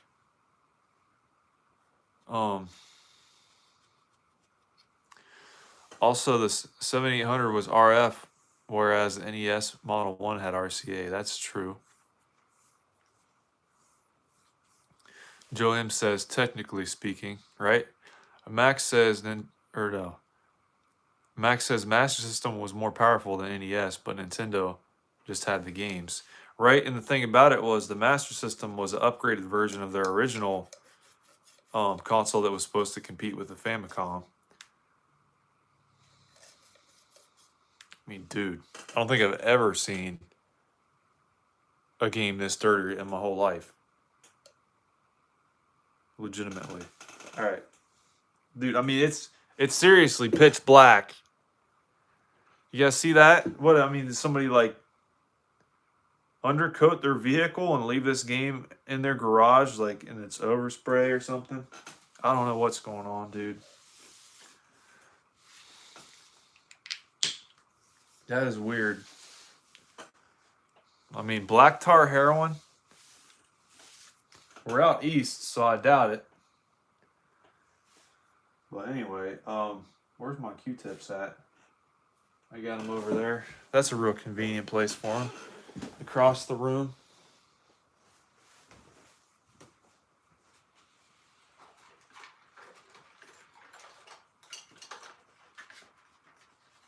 But no, dude, can you imagine playing Mario blind?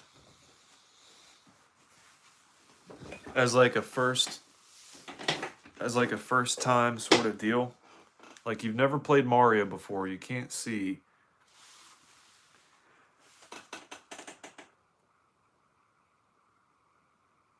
Would you be able to figure it out? I feel like you probably have to have somebody beside you explaining to you what's going on. Like, okay, that's the sound it makes when you die. That's the sound it makes when you get the mushroom. And the mushroom gives you an extra hit. You know, stuff like that. Dude, this is still coming up pitch black. This is ridiculous, dude. I've never seen anything like it.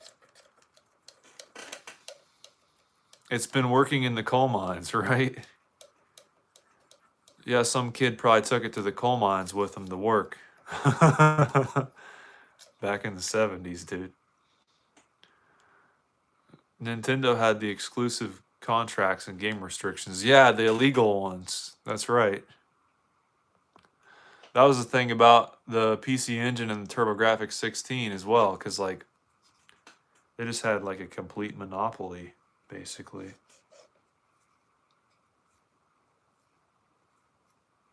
But then at the same time, they were like suing everybody else. I don't know, dude. Nintendo can kind of be buttholes sometimes.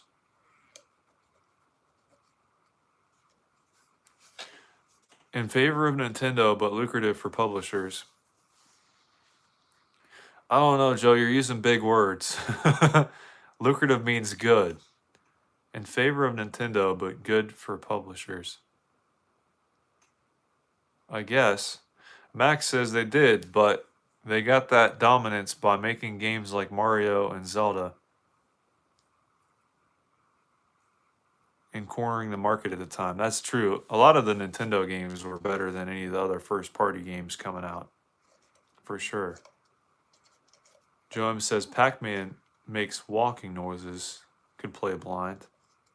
Yeah, maze games seem like it'd be a pretty good option as long as, like,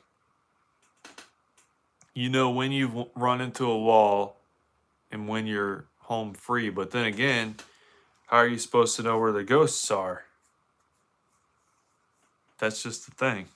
But if you know where to go to get the power pellets and how long it takes for the ghosts to run out of not being invincible time, or whatever you want to describe it, then you can make it to the next power pellet. Right, they make noises, but like that doesn't really help you know where they are. That would help you know whether or not they're invincible, though. I'm trying to think.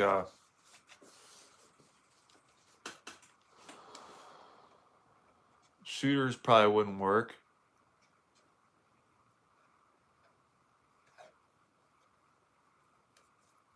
Huh. Yeah, dude, Street Fighter seems like really the best option for blind people, in my opinion. If I had to choose a game to play if I were blind, Street Fighter 2 would be way up there on the list. I mean, what game would you guys play if you went blind tomorrow? What game would you play?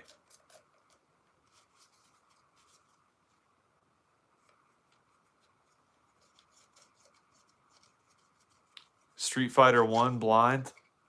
That wouldn't be too bad, actually, because the rounds end pretty quick. So it'd be kind of hard to get lost in that game, I feel like. Because you always start on the left side. Max says, I'm not blind, and Street Fighter 2 is way up on my list. Yeah, dude, Street Fighter 2 is a good game.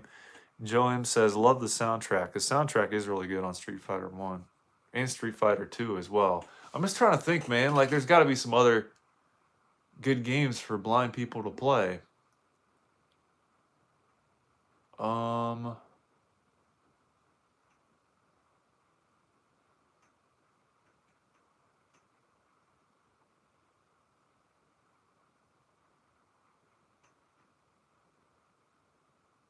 That's a tough one, dude.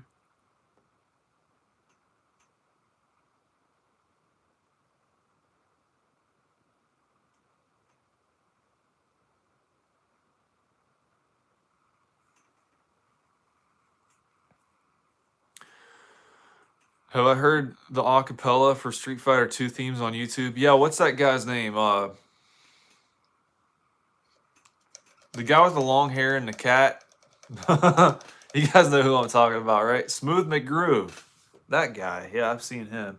He doesn't make videos as often as he used to, though.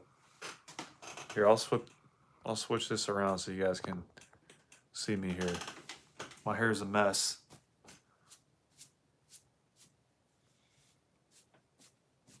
Fix my comb over for you guys. There. Smooth McGroove. Yeah, he's good. But yeah, that other Q-tip came up completely black as well, so that's why I've been taking so long, you guys. That's my bad.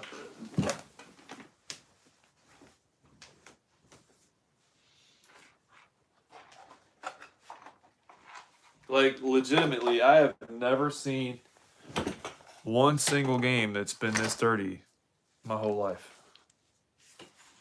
Not a one. Oh, this is already dirty on one side.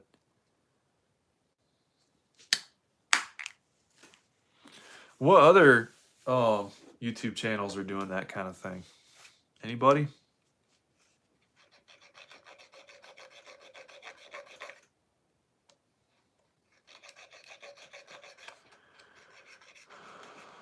I did a drum cover once. Never done acapella though. I kind of did a keyboard cover for Bomber Raid on Sega Master System.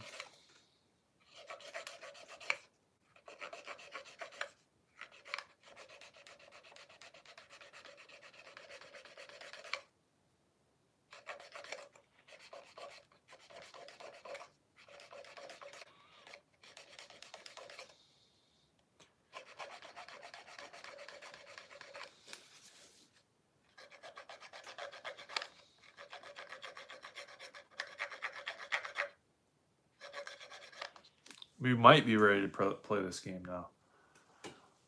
Let's see. Is it going to work?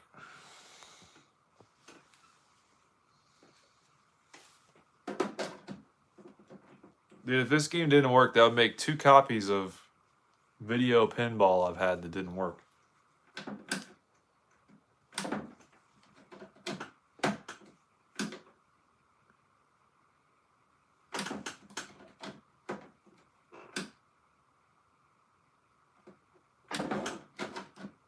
It's not looking good there, folk.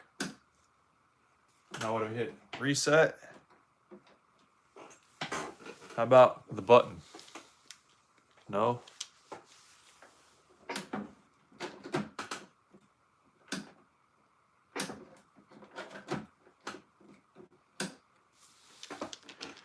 Dude, this is crazy. Are you serious? Here's proof, dude.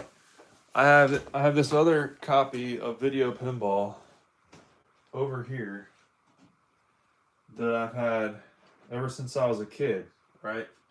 I sold all of my Atari games except for the ones that didn't work. And I've had this one since I was a kid, but the PCB is missing because I took it apart trying to see what was wrong with it. Couldn't figure it out, and then I lost the PCB, so yeah. I guess we'll try to blow in the cartridge. Yeah.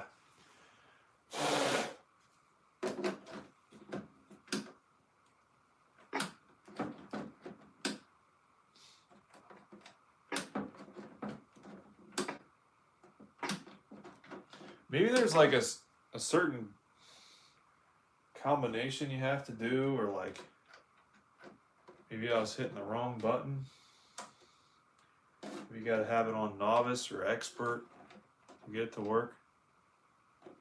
I don't know. Anybody else have a copy of Video Pinball laying around? They can tell me if I'm doing something wrong. Because this is what my last copy of Video Pinball was doing. Joe says, did you blow a little air for luck? Yeah, I don't know who said it first, whether me or you. Probably you did, but I hadn't read it yet. But yeah, good guess. Max Russ says, do I watch movies on VHS or just have the one tape on the TV? That's a family movie. I've been digitizing them. So that's mainly the reason why. I hadn't had a working VCR for a while, but I got one now, and I don't really want to waste it on just watching stuff. I want to keep digitizing tapes. Because, yeah, it just seems like it's getting harder and harder to find a working VCR these days. Because they're just like, there's so many moving parts and different things that can go wrong. Thanks for the like, man. I appreciate that. Joe says it could be that the manufacturer for that game used cheap parts that have deteriorated over time. That is a good point. You have to download it from the website, like all the new games. I'm not sure what you mean, but Max says, yeah, I have some VHS tapes, but still no VCR. You mean you got one that's broken, or you just don't have one? That would really suck, dude. I want to play Video Pinball. This game was made in 1986, so it's not that old. I mean, good grief, dude. What is the shelf life for games these days, you guys? 3 months? I don't know, dude. It's guaranteed. So you could always take her back. I think I might do that. I'll take her back and I'll get a different Atari game. How's that sound, you guys? Yeah, dude. Why not? What do you guys think we play some Freeway? What's up, Larry? Everybody give Larry a round of applause for joining in, dude. Welcome aboard, Larry. That little wave symbol, that means clapping for Larry whenever he comes aboard. Max says, got rid of it a long time ago in a move. I regret it now. Kept the tapes, though. Hey, at least you got the tapes, you know? Larry says, what's up, everyone in the chats? Be sure to subscribe, guys. Thanks, Zach. I appreciate it, man, and no problem, dude. No problem at all. Well, dude, I'm excited about this one because it's an Activision game. Should be really good.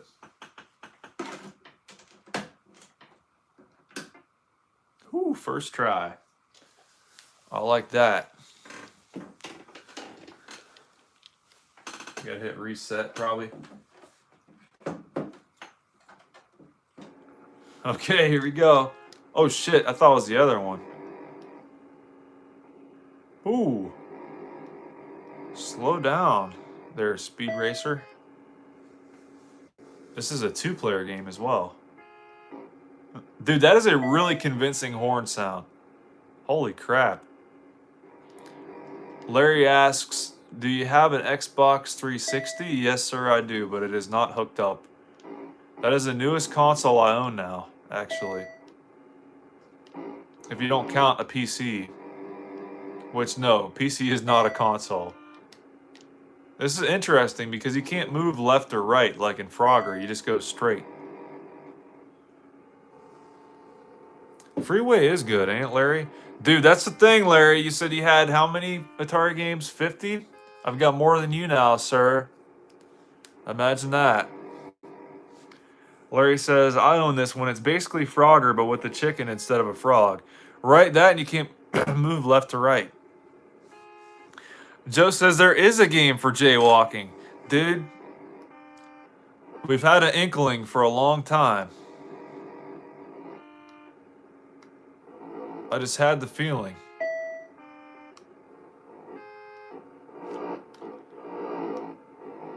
Dude, the sound effects are unparalleled. This would be a really fun game to play with 2 people. What does the button do? Anything? No? It does nothing. But hey, that's fine. All we need is one hand to play this game.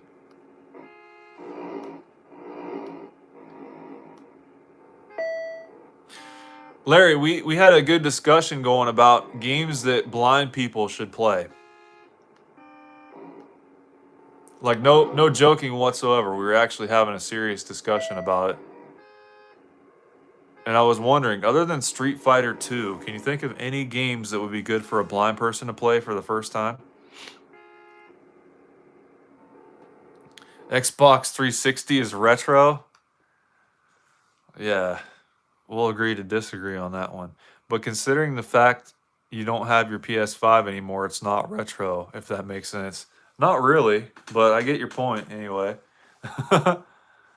Joe says that's what she said, right? Larry says back in the days when gaming was simple, a lot of Atari 2600 games don't hold up. I don't know, maybe Pac-Man? That's what Joe M was saying, but then you wouldn't know where the ghosts were at.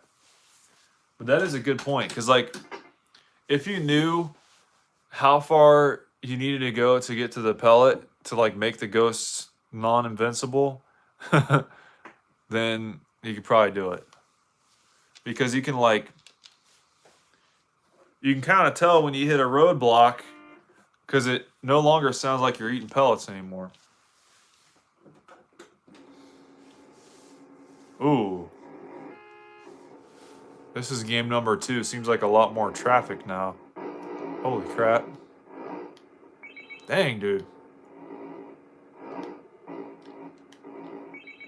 We can't thread the needle in this game.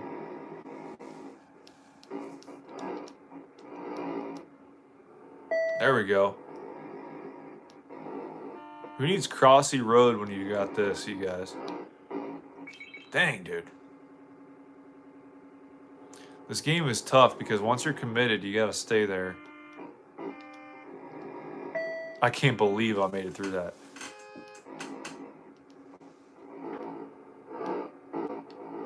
We're dead.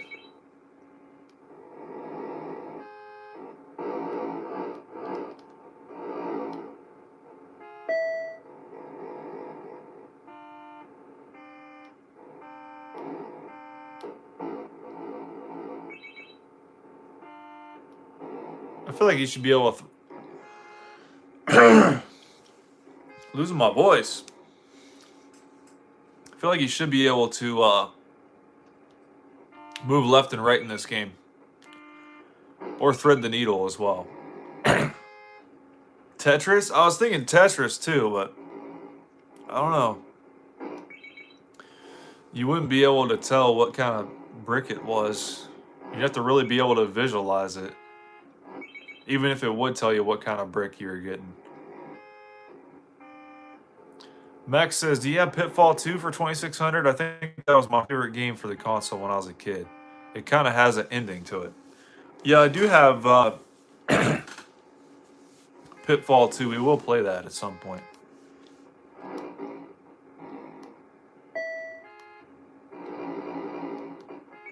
Dang it, dude. I was playing Night Driver earlier. That is a really good game. Also, oh, we ran out of time. Also, Pole Position is very good. 2 great racing games. All right, you guys. Here is Qbert. We're going to play some Qbert, you guys.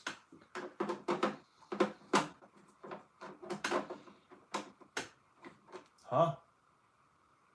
Wait a minute. This isn't for Atari? Or is it? This looks like a ColecoVision game almost.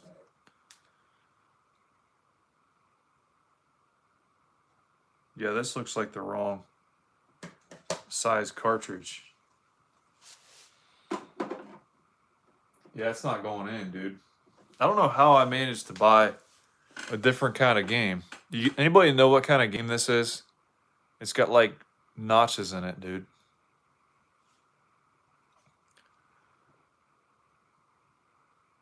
It's weird. It's like the cartridge, like the PCB is wider than it should be. Because like if you put it back to a, right, they are dirt cheap, aren't they, Larry? Yeah, dude, this is definitely the wrong size cartridge. Yeah, absolutely. Way too big. All right, so I guess we're taking Qbert back. Yeah, I have no idea what this is supposed to be played on. Probably the ColecoVision. That would be my guess.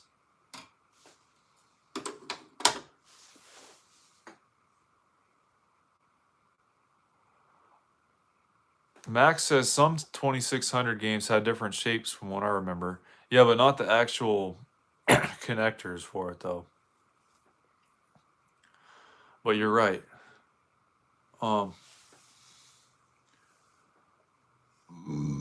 Excuse me. Larry says, how many game stores do you have? I think we've got... Well, it depends on what direction you're going in. And if you include Goodwill, which most people probably wouldn't. I mean, we got Walmart, of course. Walmart sells games. I don't know how many GameStops are around. But if we're just talking mom and pop game stores, we've got like 4.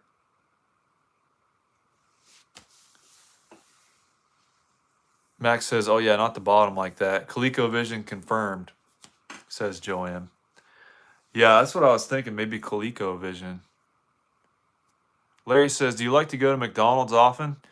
I mean, it's good every once in a while. I like Big Macs. And the McRib is decent. It's nice for a little treat every once in a while, dude. I used to really like their frappes, or however you call it when it's like the coffee with the shredded ice in it. And also their ice cream is decent. Dude, if you guys ever get sick of like the lack of variety of McFlurries at McDonald's, have them put both M&Ms and Oreos in it at the same time. They'll do it for you most of the time, and it's really good. A lot of times they'll have like double the stuff in it as well, so it's like, oof, man, it's good. But I can't eat ice cream anymore, so you guys eat it for me. All right, this is gonna be one of those Activision games that gives us some. Oh, apparently not. All right. Joe says Frappy. Yeah, I don't know. I think they're decent. Larry says, do you like Dunkin' Donuts or Starbucks? Which one do you think is better? I don't think I've ever gone to either. Now, I don't know. I might have had Dunkin' Donuts donuts before from like people bringing them to work. But other than that, yeah, I've never been to Starbucks before.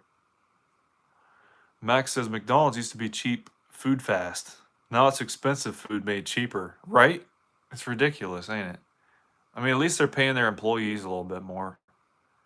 Larry says, why can't you eat ice cream anymore? It's kind of like a long story, but it just wrecks my insides pretty much.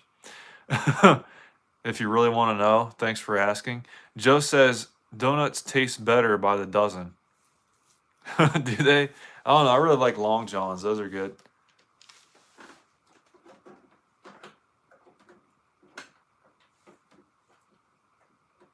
We're playing the third game now.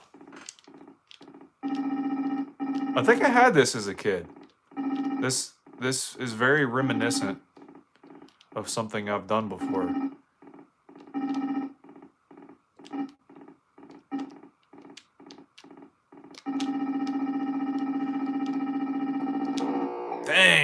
dude. So we did okay there for a minute. Variety of choice, whoever has the best flavors. Let's see, what donuts do I like? We got a local donut shop that's really good. Larry says, yeah, not only McDonald's is cheaper anymore, but their burgers and sandwiches are smaller. That's true. That's very true. They're smaller than they used to be, forcing you to get 2 of them. Right? If you get just like a regular hamburger, they're like $2, and then they're smaller as well. Larry says, I'm going back to work in 5 minutes. All right, bub. It's been good to see you, dude. Enjoy your work, Mambo.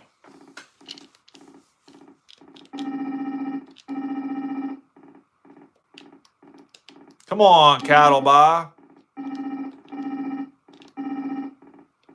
This is really fun. We're probably not supposed to wrangle those Johns.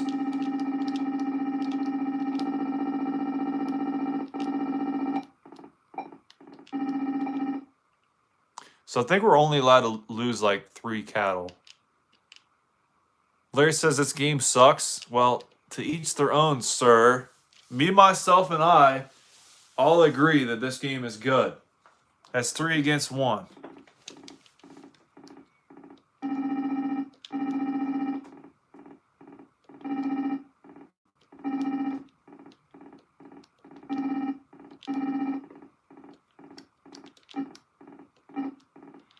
Hey, at least you're honest, Larry. I can appreciate that.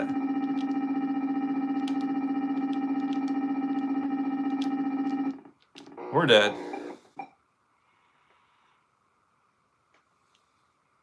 Max says, Stampede, I had this one. I liked it. Dude, it's good. It's very good. It's better than E.T., that much I can say. I like E.T. too. That's the thing, bro. It's like compared to a lot of Atari games, E.T. is pretty varied, I would say. Like there's a very it kind of feels like an adventure, dude. It's really hard to make an adventure game for Atari. But I feel like they did it with E.T. It's just people's expectations were so high that they didn't like it, and that's the reason.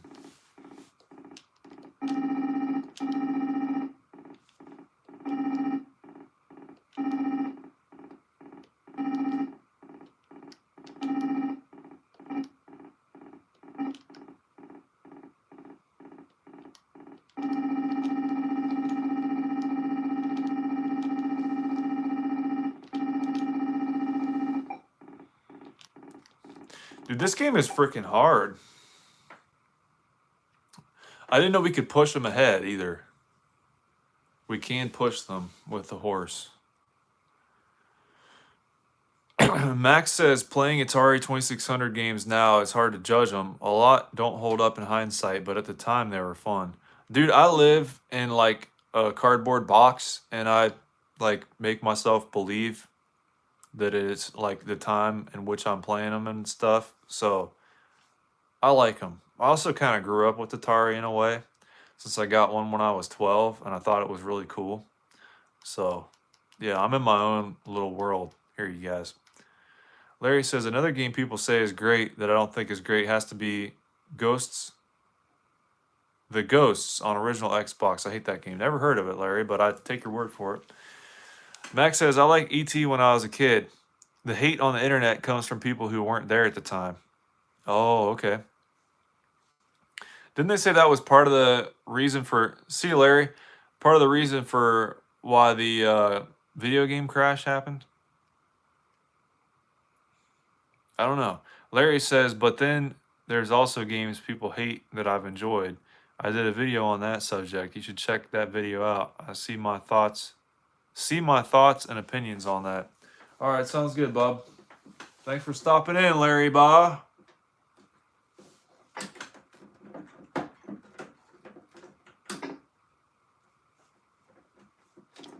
All right, here we go.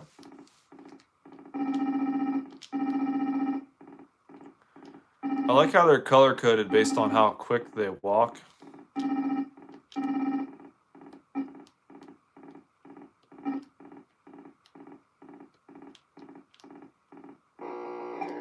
Oh, we can't touch those. That's right.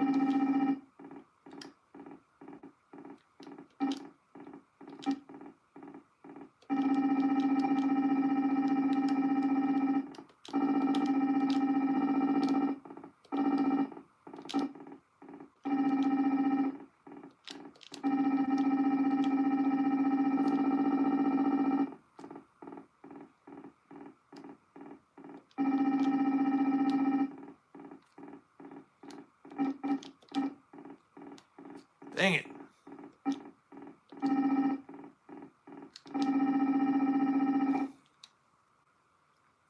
We're getting somewhere with this game anyway. I feel like this would take a lot of practice to get good at. Max says, I was a kid at the time, but my brothers and me all liked ET from what I have seen. Atari made more copies of ET than consoles that were sold. Wow. That is one heck of an oversight, ain't it? That is really something, dude. Like, were they not thinking? Maybe they like expected ET to sell more consoles, and then that's the reason why they did that. I don't know, dude. They're definitely counting their chickens before they hatch. Max says there was way too much shovelware from companies everywhere. Atari had no control over it. That's why Nintendo made the NES with the lockout chip, right? That's the other thing, because like the games were expensive back then, and a lot of them weren't that great. But one game that is very good is this one right here, dude. Solaris. Have you guys ever heard of this game? This has got to be one of, if not the most graphically enhanced Atari 2600 game there is. So you guys get ready for it, dude. I am gonna have to clean this one though. It looks very dirty. Like somebody ate a cracker and like sneezed in it or something, you know? You got some crumbs in there, dude.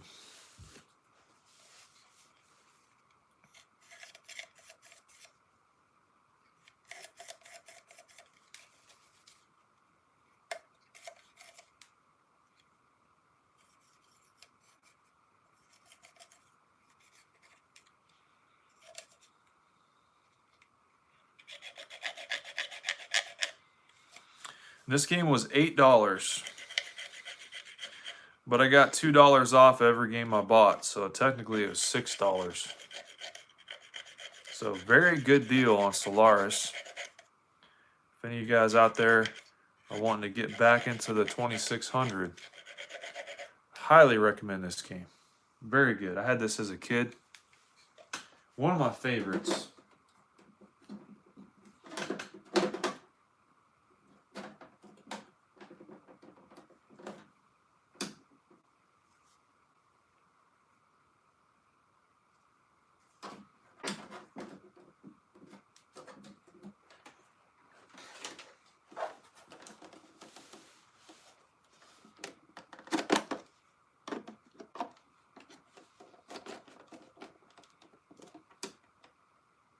Huh?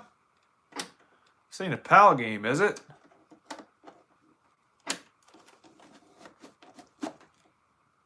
What is going on here?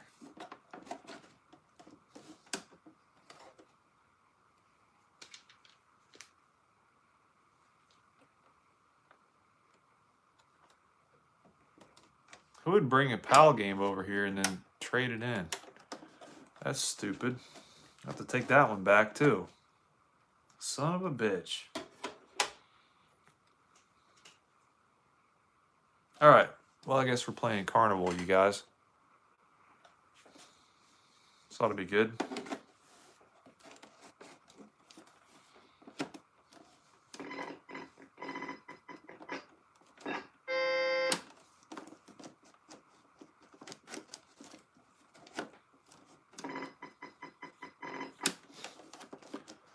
Something's going on here, dude.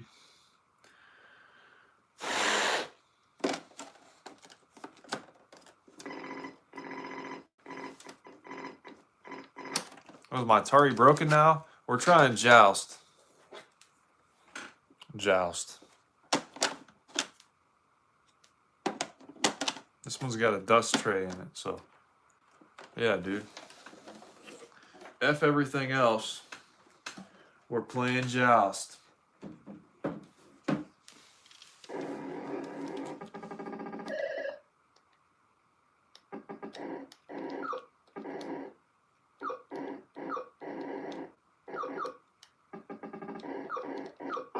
Dang it. All right. Oh, yeah. Yes.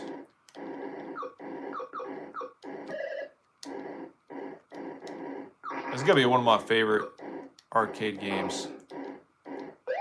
Oh, yeah.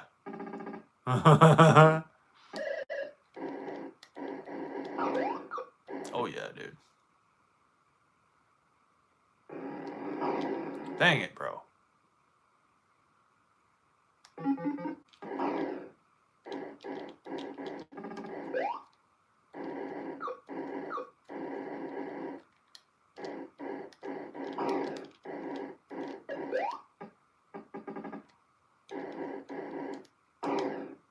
Dang, dude.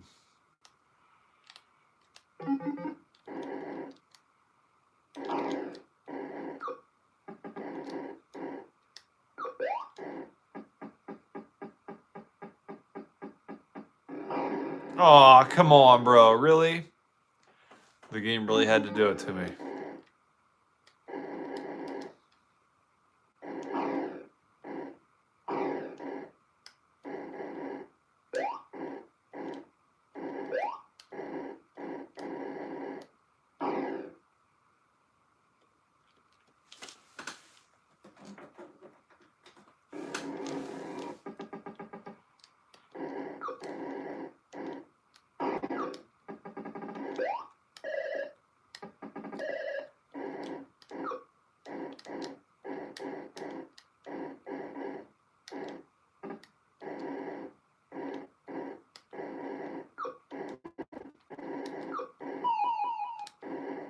What, we tie? Is that what that was?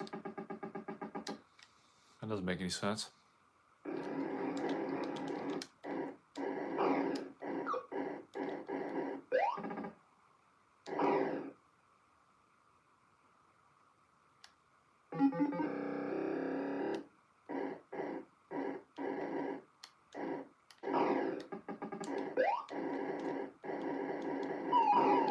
Come on, dude.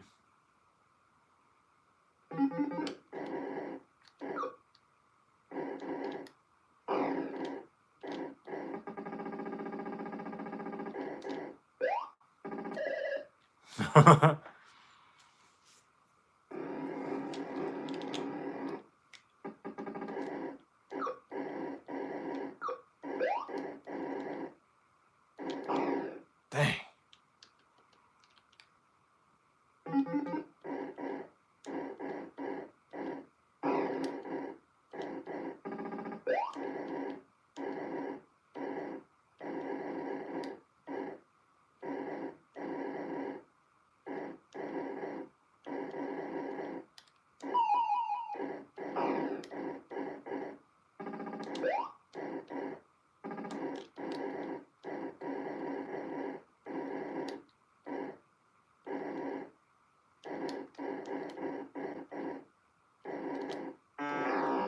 Oh, shit.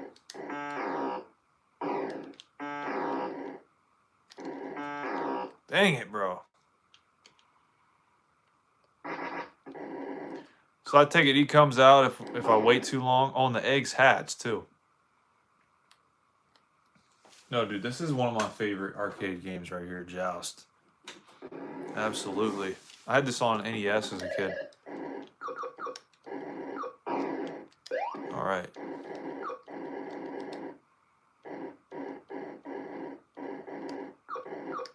Come on now.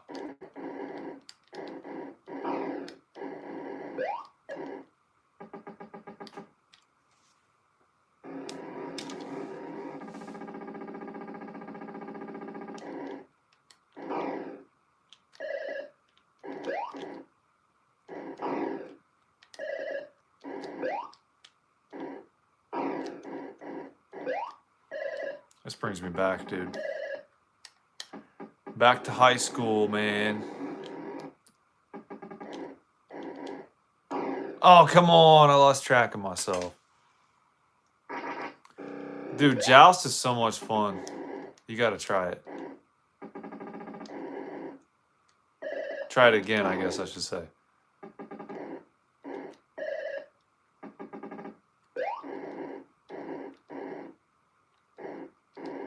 Dang it, bro. I like the idea behind it. And the fact that it's an Atari game is just so great because this is a very solid port of it, it feels like. The gravity's really nice.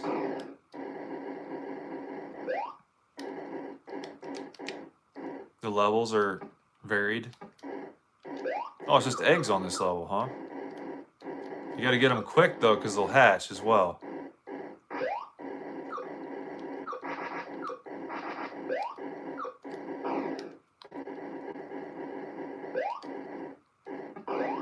Oh, yeah.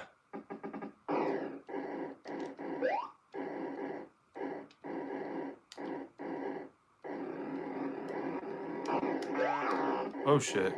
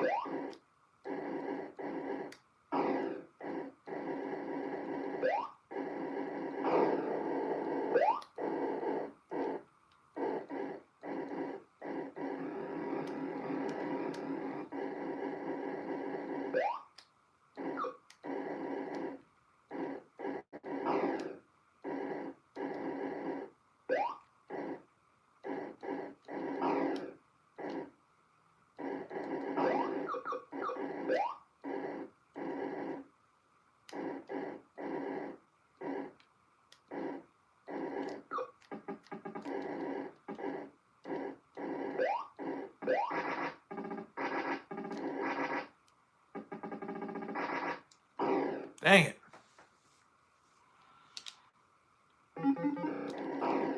Oh, come on, bro. I should know better.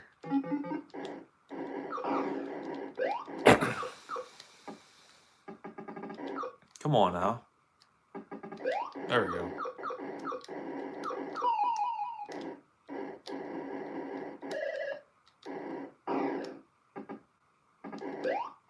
Oh, man.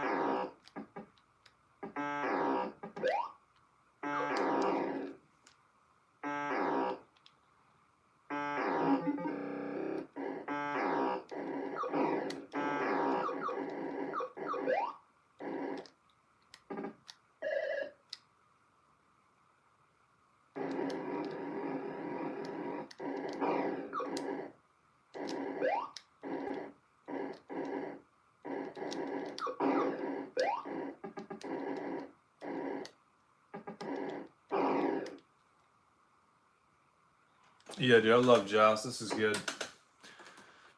I will definitely play that fairly often. All right, dude. Now we got another game here. Another arcade game. Defender 2. We've got Defender 1. And I've got Defender 2 on the Nintendo. But I've never played Defender 2 on the Atari 2600. So this ought to be interesting.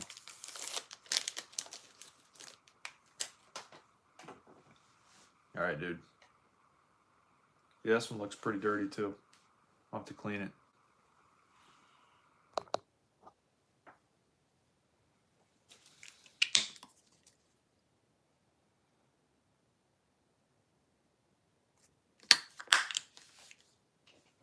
But yeah, dude, I always wondered the difference between Defender 1 and 2.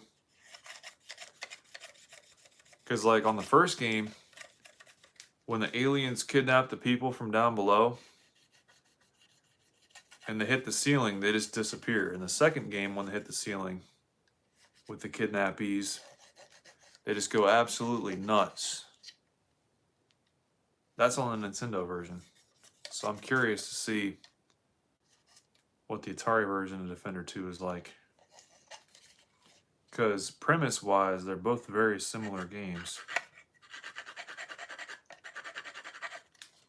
But I'd assume the second one is a good bit better.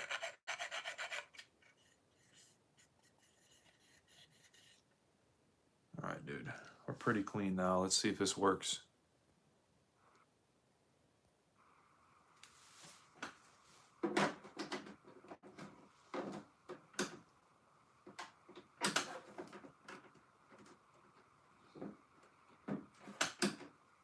There we go. All right. Defender 2, 1984. Here we go. Oh, boy.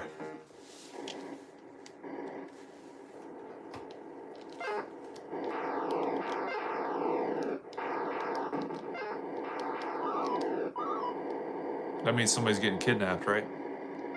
Yep. Oh, I killed him. Dang it, dude.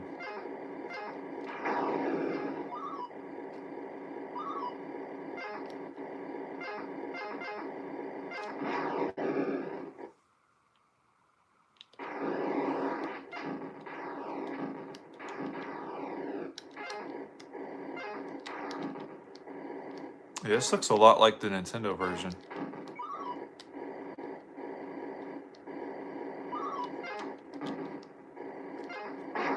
Oh, dang it. Control's a lot better than the first game.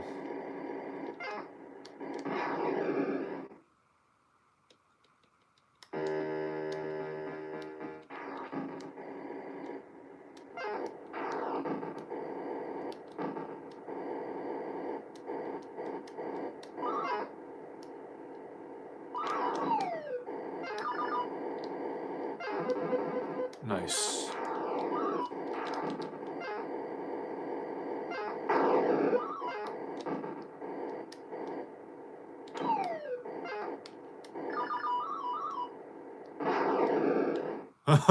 So did I get them on the ground or not?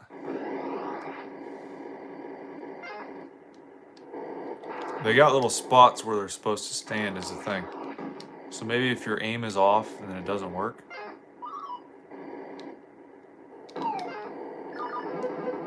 Nice.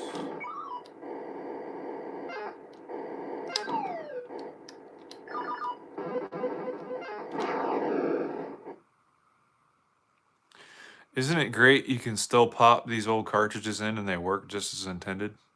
That is being lost now. Dude, everything sucks these days.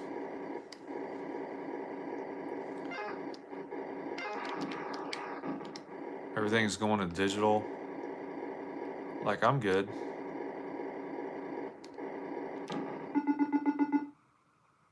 Nice.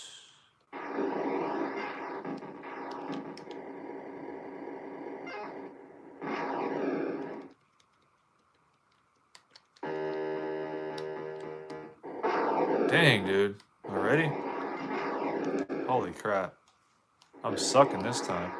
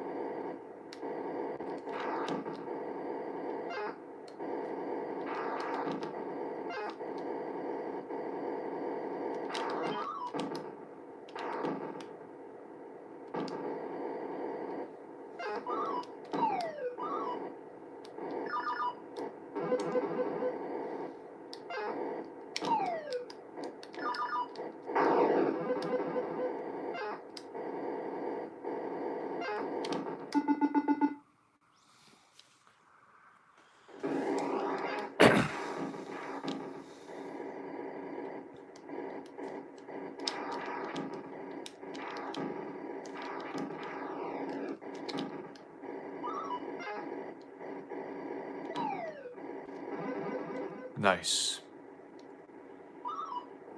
I say the same thing. Everything's getting worse. Movies, games, cars, all getting worse. Right? Like nothing's manual transmission anymore. It's all got to be automatic and CVT and break in 5 years, Bo. That's what they ought to name those transmissions.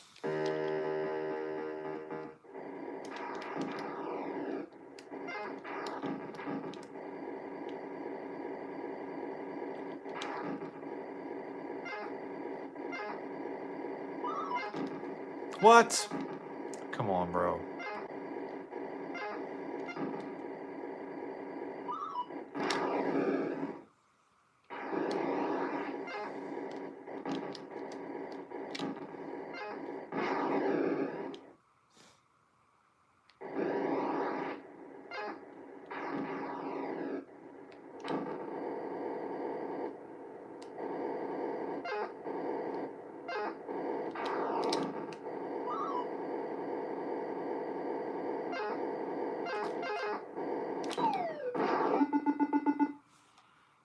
Attack wave completed. Game over.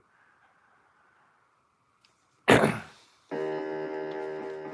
the only thing I don't like about manuals is my knee fucking hurts after driving them. Because I drove them for so long with steel-toed boots, and I just fucked my knee.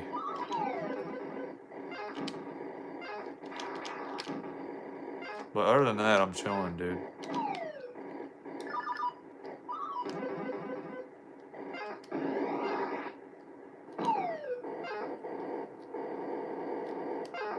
How's he floating like that? He was just floating there for a second. If they land back down, they're cool. That's nice. Must have like parachutes or something.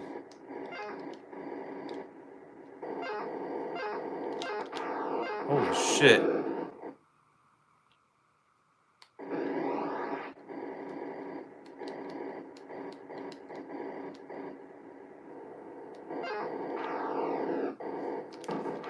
Jeez, those guys are pretty invasive species, huh?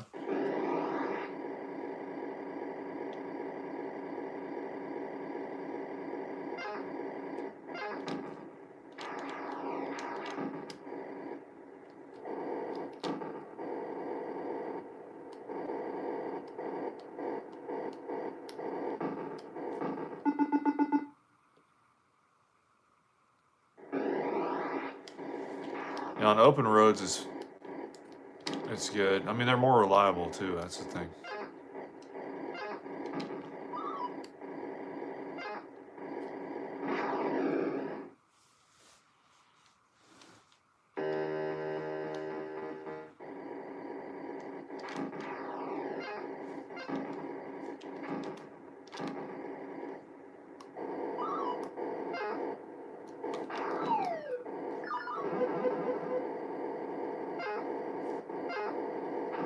Dang it.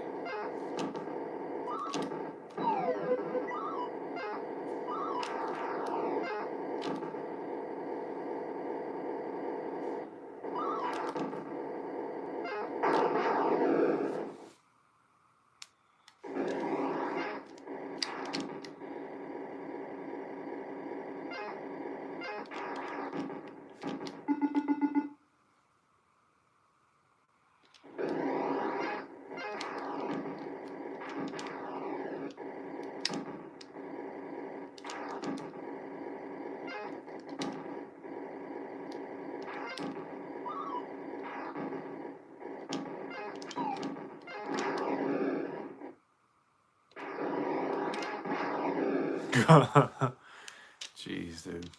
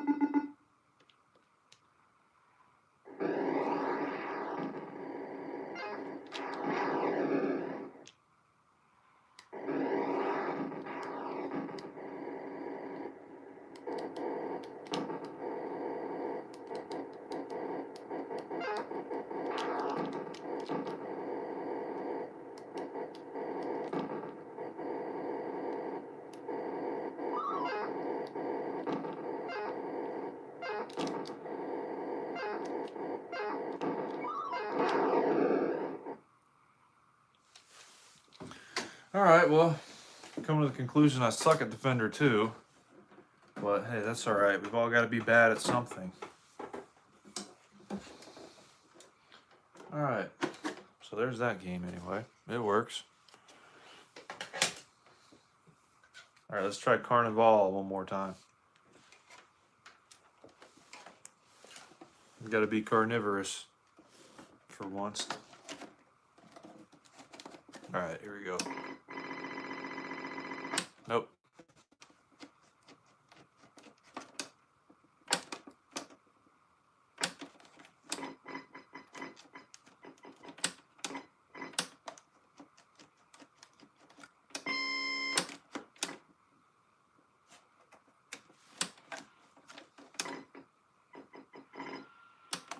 Alright, I'll try to clean it.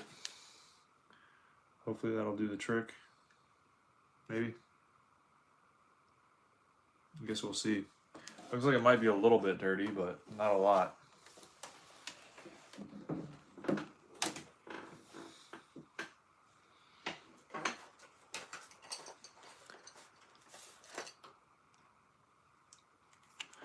Max says, if you ever tried Resogun on PS4, it looks... No, it took its ideas from Defender. Resogun, huh? Sounds kind of familiar. Maybe a little bit. Holy shit, it's 6:20. I didn't realize it was that late. I'll have to get dinner here at some point.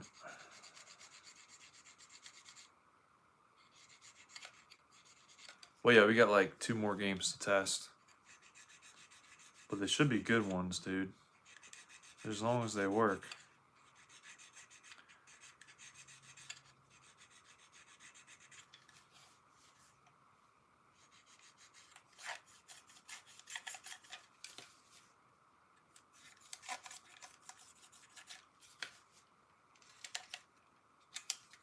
All right, let's try this now.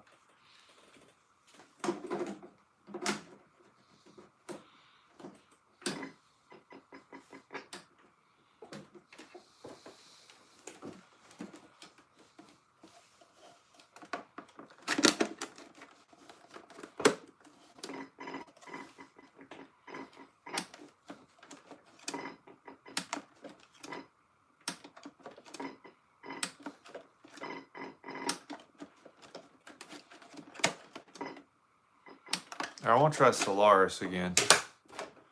Pretty sure it's PAL, but it's like, geez, dude.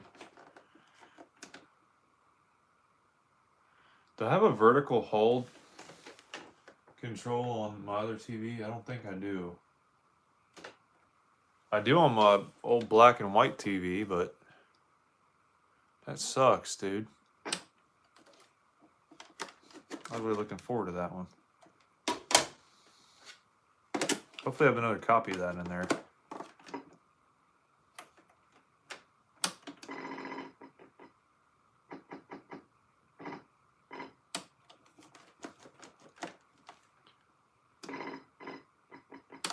Have I tried an eraser to clean games before the alcohol? I don't think so. Normally you gotta have the game taken apart to do that though, don't you? You gotta take the label off on Atari games to do that. Or poke holes in it and cut the spine in half, I think.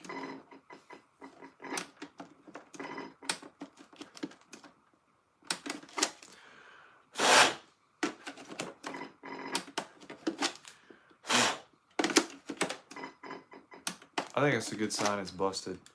So, Carnival doesn't work. Solaris is PAL. Q*bert's a ColecoVision game.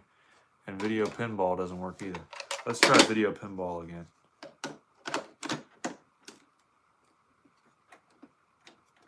I mean, that's seriously exactly what it did as a kid, too.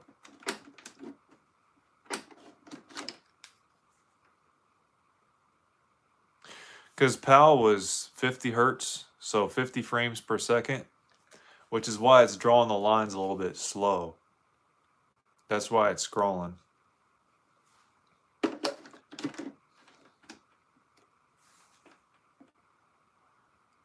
Max says, yes, you have to take it apart. I do it to NES games, but yeah, I guess 2600 is a pain. Yeah, it would be, unless you got like a different kind of eraser, maybe. Buffing compound tends to work too sometimes. I guess I could try that as a last ditch effort. But yeah, Solaris and Qbert are definitely having to go back for sure.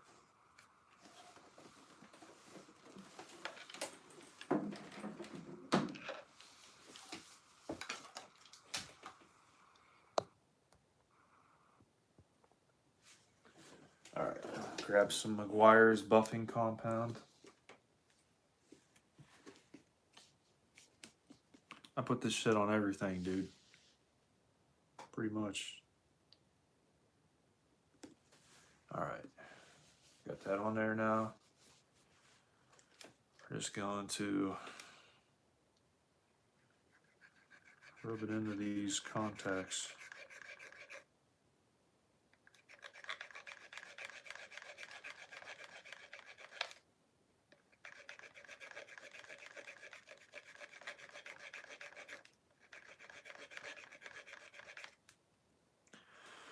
Getting some stuff off of it. Will the shop you bought refund the game? They'll exchange it. They're always really nice about that too.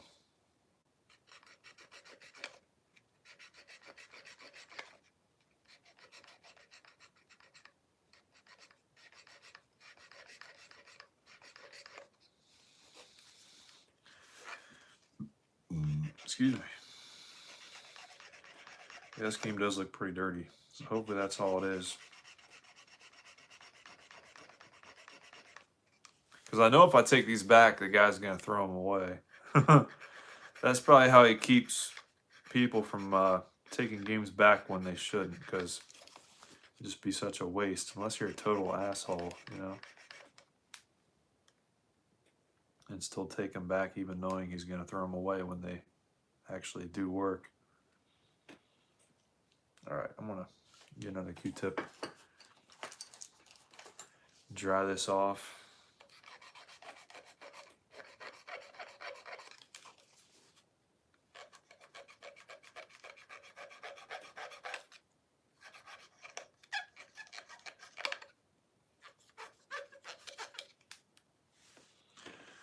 Yep, I think she definitely needed it.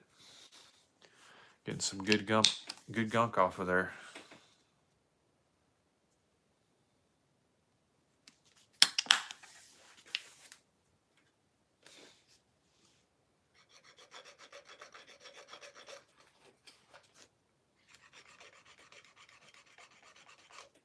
Pins are looking pretty shiny now. We'll have to see if that worked. All right.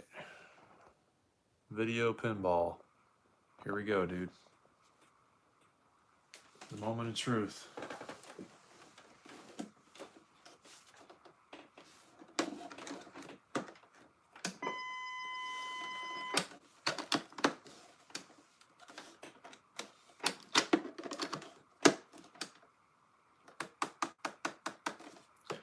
You know how sometimes you flick a light bulb that's going out and it'll turn on? If I flick the cartridge in, it'll work. No, dude, somebody's taken this game apart before.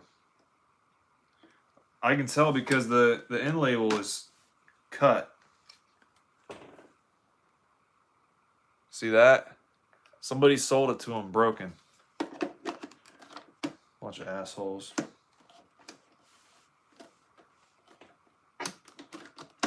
People are assholes. I'm telling you.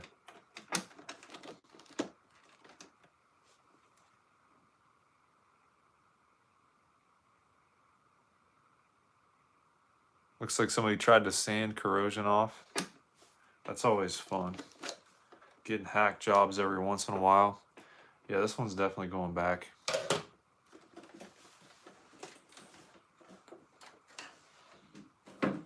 All right, now we're going to do the same thing with Carnival.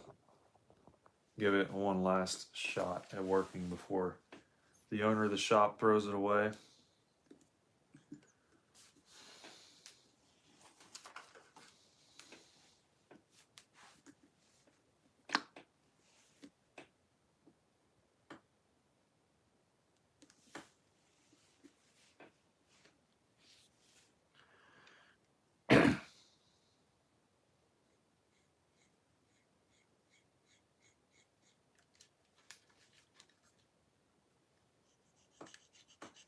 Try to get it evenly distributed.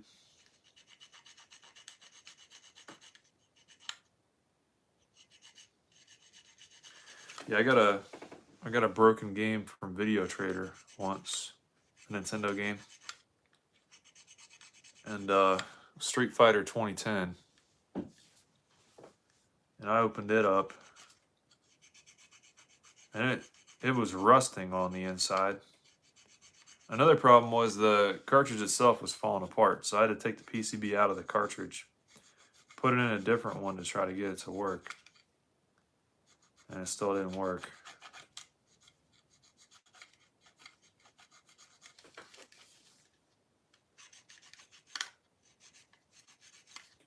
All right, I'll try to dry it.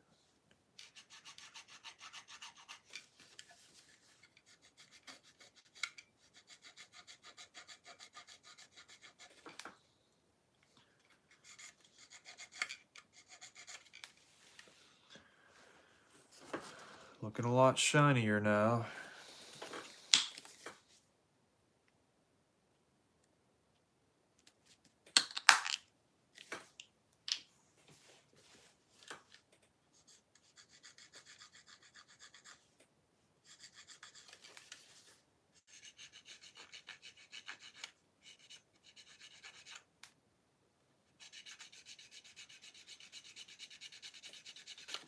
But yeah, you said they tried to sand corrosion off of the connector, or like some on the inside of the game. Thanks for the like, man. I appreciate that. All right, dude, here we go.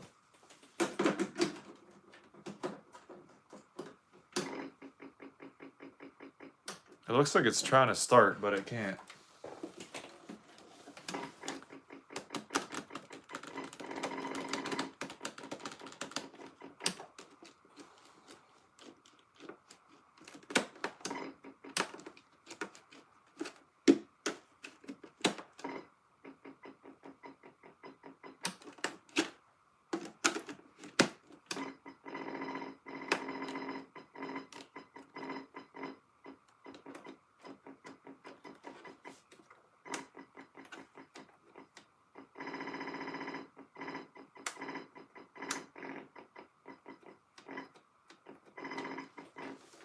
Makes me wonder if it's like a bad capacitor or something. I have no idea. But yeah, it's definitely no good. All right, we got one more game left to test, and that is Junior Pac-Man.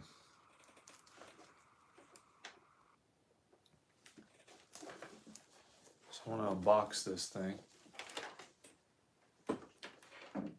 And we'll see how she fares.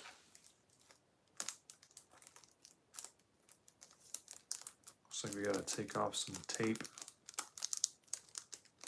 Yeah, I have no idea how to unbox this.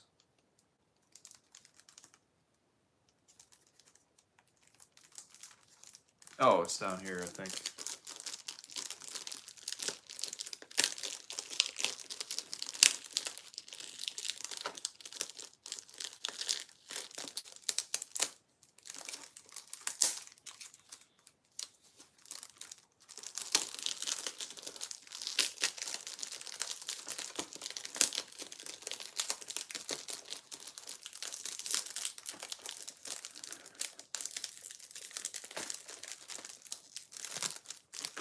Might be better off just cutting this instead of having to manhandle the box.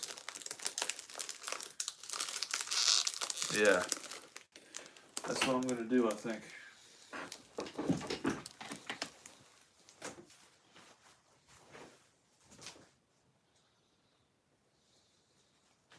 I was hoping I'd be able to keep this as like a nice little protector sleeve, but I don't know.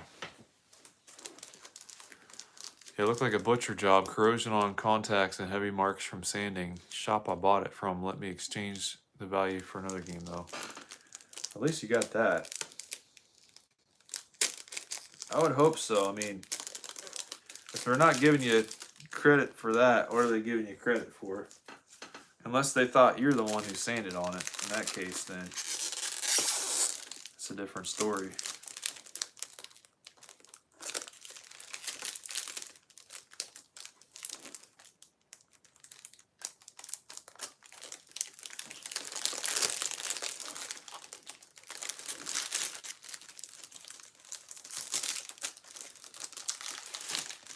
All right, dude.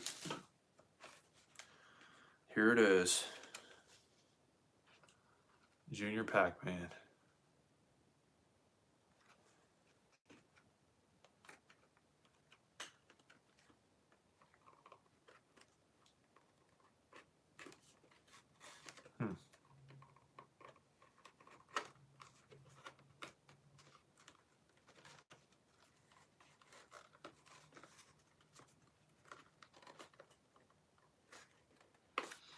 Dude, I have no idea how to open this.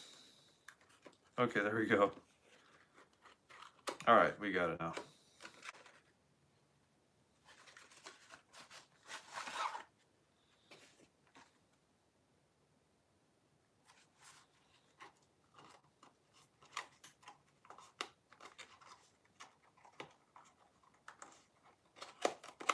All right.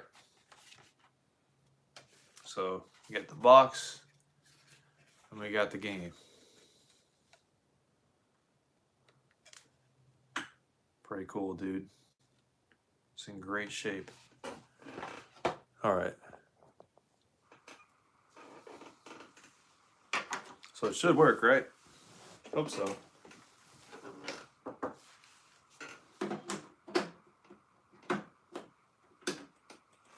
All right, dude.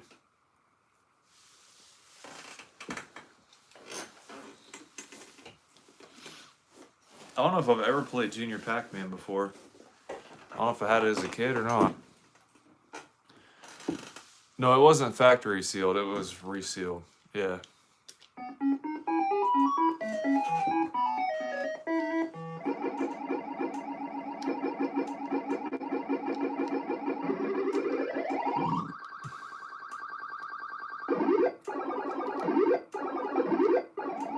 Dang it.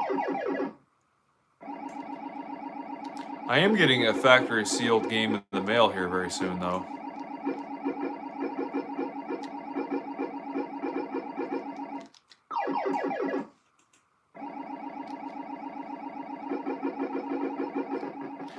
See, the thing about it is I don't know if I should open it or not.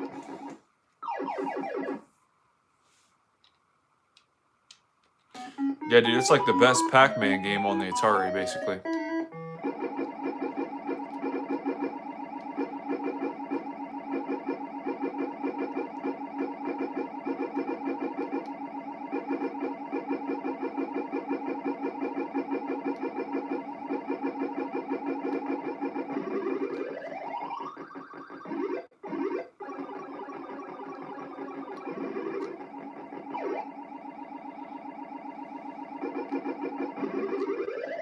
Dude, I can't tell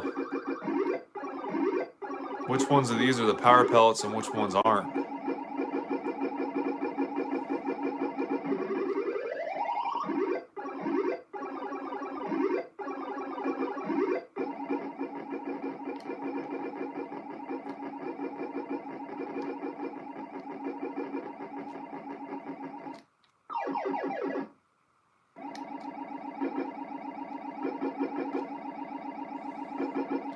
This definitely seems like a harder version of Pac-Man.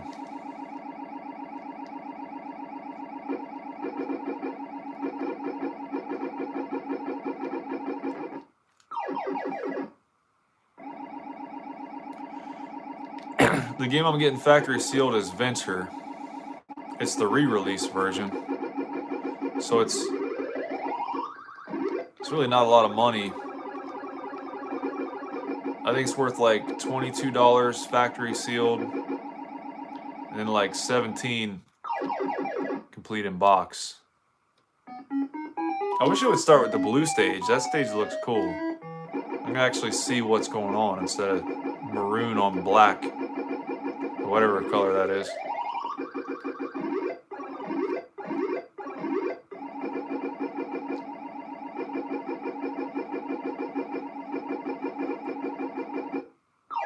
They're faster than me too. You think I should just open it? I don't know, it might be worth something someday, you never know. I could also just get an extra copy of Venture and then...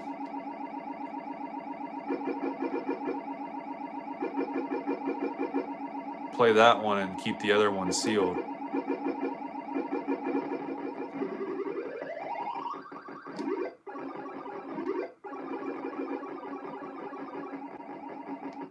Dang it, dude.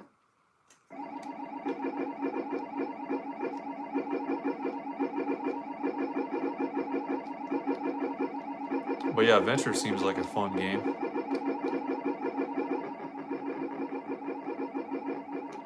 Dang it, dude. I should have just gone for it.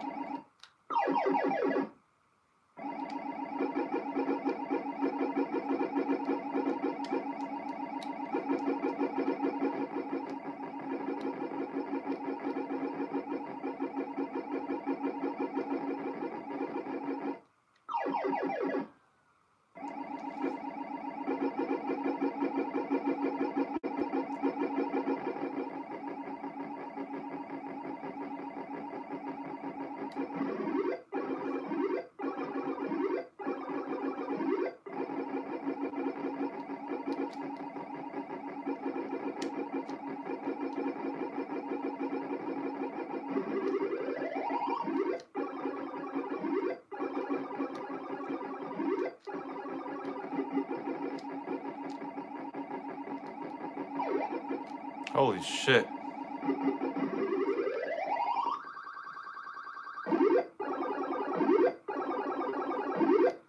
It's like the time you have to eat them while they're blue is like the same amount of time you get on like level 10 in regular Pac-Man.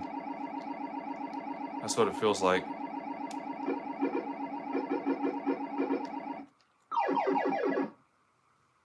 This game is tough, dude.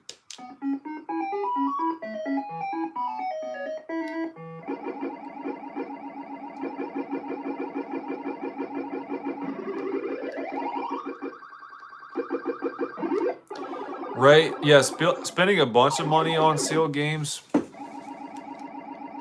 doesn't make any sense to me. But I mean, just the idea of the fact that it's like the first real sealed game I've ever had from like the 80s.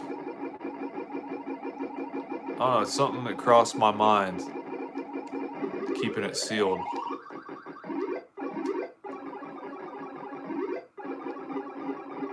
Those are big pellets. I think the big pellets slow you down.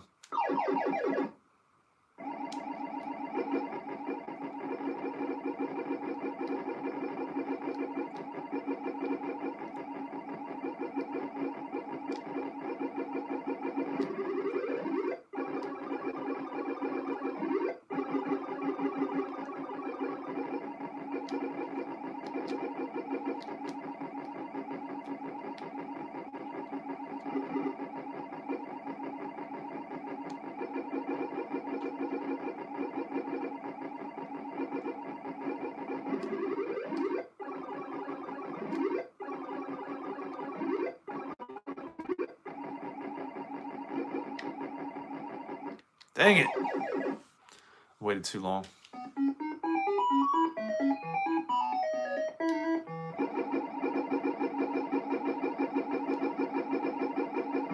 Yeah, see what I could do is I could open the game up once. I could unseal it, I could open it up, take the cartridge and the manual out, and then put the box in a protective case. And that way I can look at the art when I want to, and there's nothing inside the box that I'd have to get out. That way the box stays in really good shape.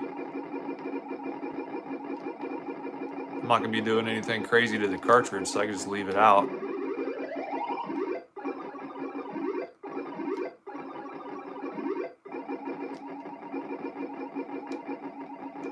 Dang it.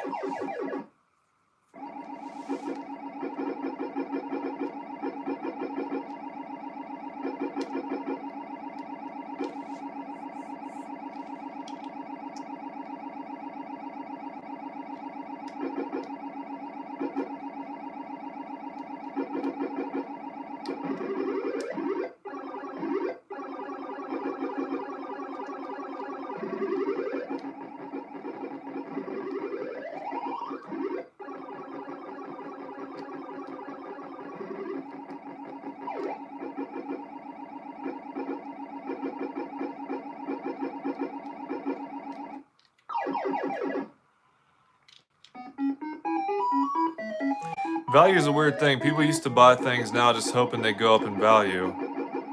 I used to buy games to play. Rising values have made me buy less, right?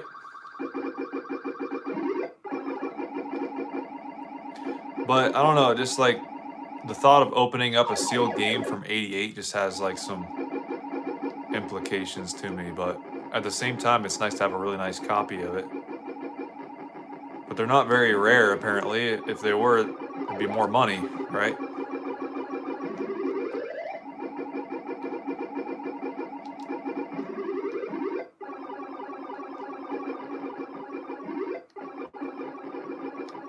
So you got kind of like a dichotomy going on, if you want to call it that.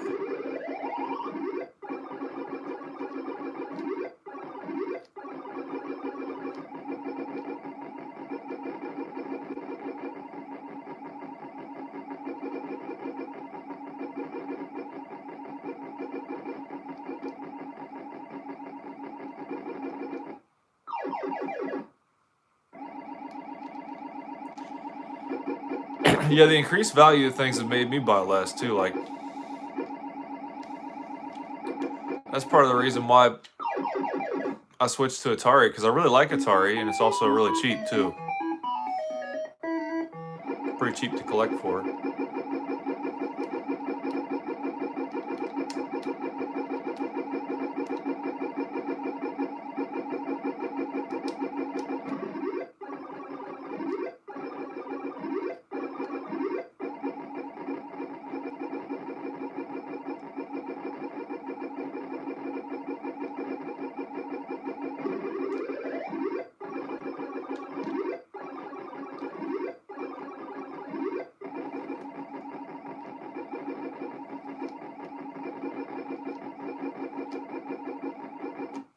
Dang it.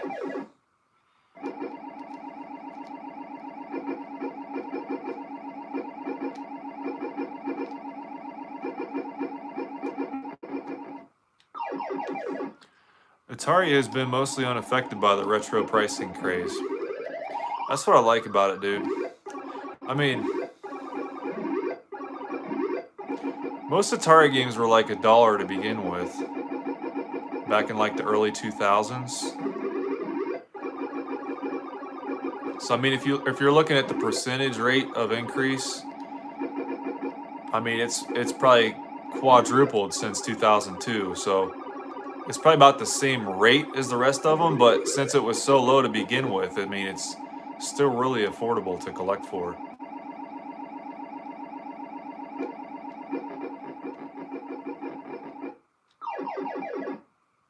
Unless we talk about Jaguar, right? Dude, Jaguar is just insane. That and Lynx sometimes too can get up there in price.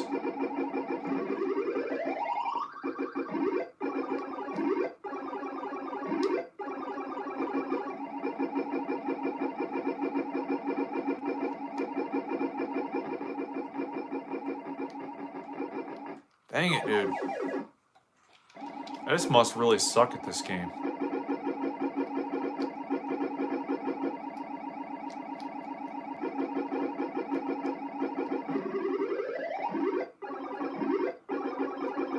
I feel like I'm decently good at regular Pac-Man.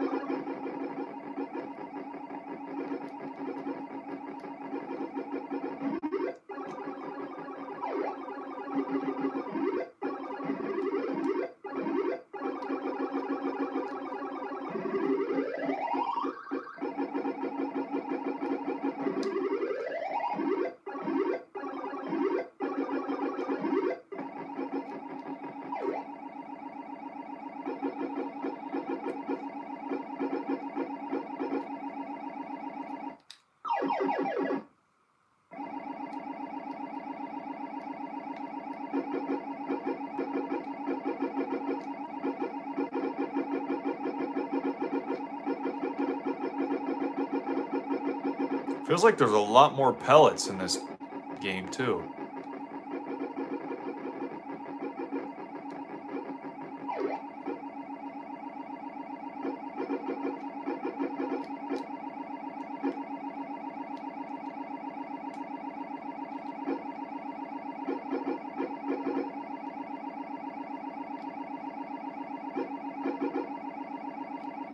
Dang it.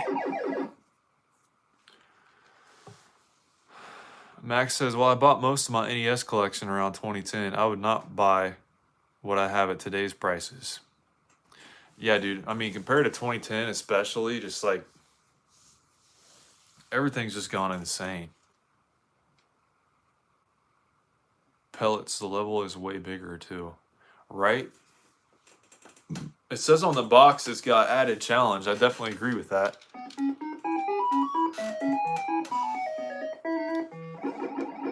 I feel like that's part of what makes it so good too, though, because like by the time this game came out, most people had already played Pac-Man for probably 10 years, right?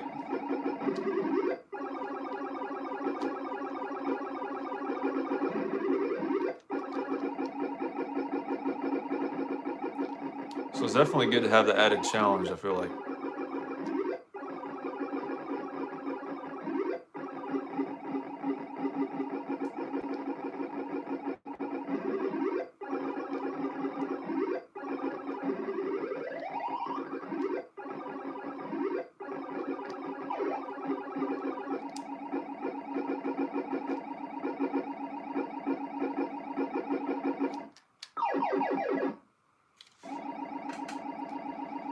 Thanks, Box Weasel. I appreciate that. How you doing, Bo? Welcome aboard the stream.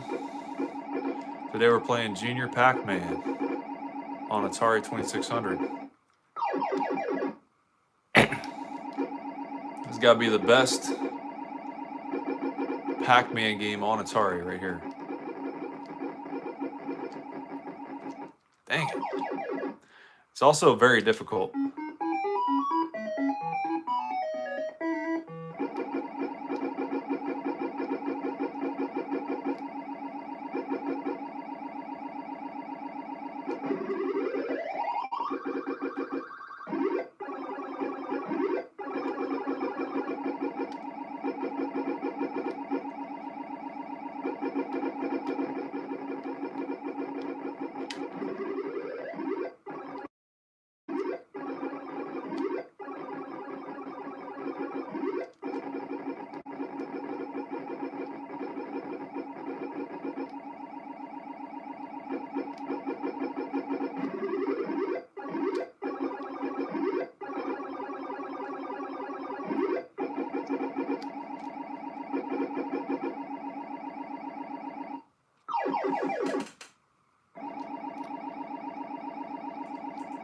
Yeah, Atari had Pac-Man, Miss Pac-Man, and Junior Pac-Man.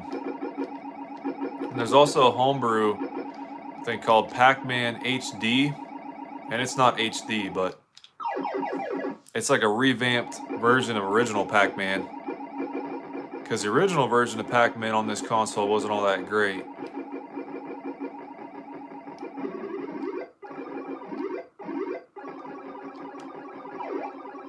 Come on, Bo. There we go.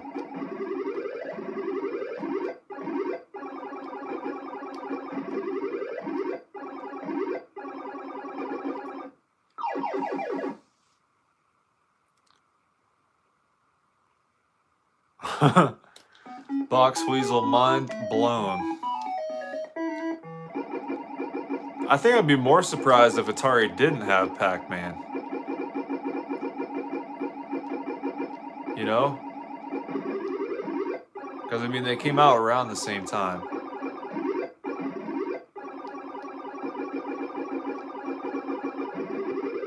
What's up, Francisco? How you doing? Welcome aboard the stream.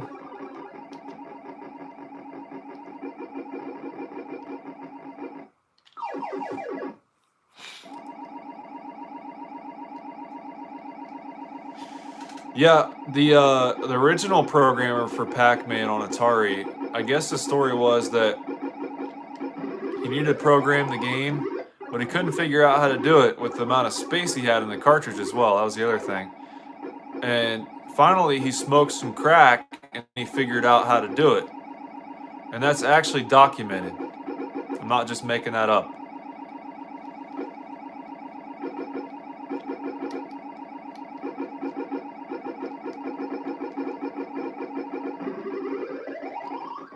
So if you ever ask yourself when you're playing a bad game, was the guy smoking crack It's not that invalid of a question, actually.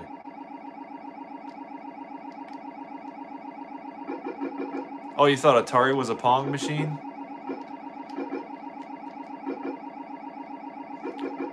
Yeah, no, it had interchangeable cartridges. Atari invented Pong, but the 2600, that's what this is here.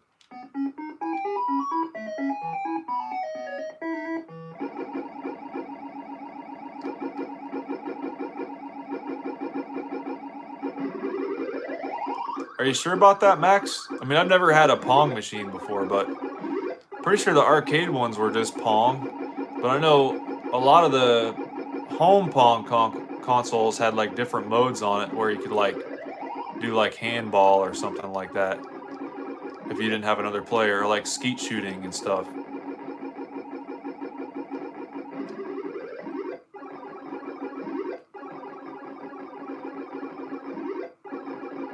You guys know the Atari 2600 had a light gun? I think there's only like one game compatible with it.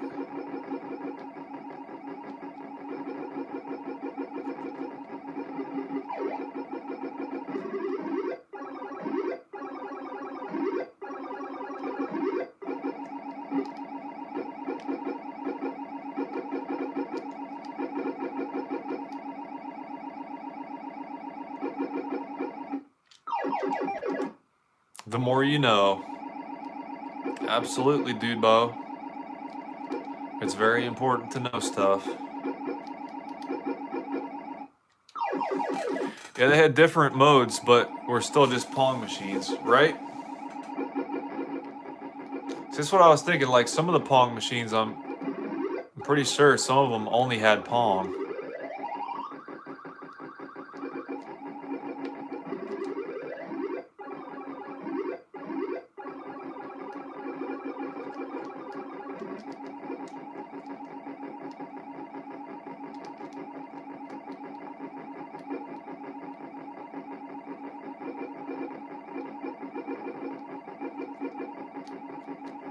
We're screwed. Box Weasel says, "Gotta eat dinner, Bo. Good luck. Have fun." I appreciate that. I think I'll probably hop off here and eat dinner too. We've been on for 200 minutes now. But yeah, dude, I'll probably come back on at some point. If not today, then maybe tomorrow. And we'll play some of the highlights, like the games I really liked. So, appreciate y'all guys joining in, dude. All right. If you enjoyed, don't forget to leave a like. And if you're new, don't forget to subscribe, Bo. All right. We'll see you next time.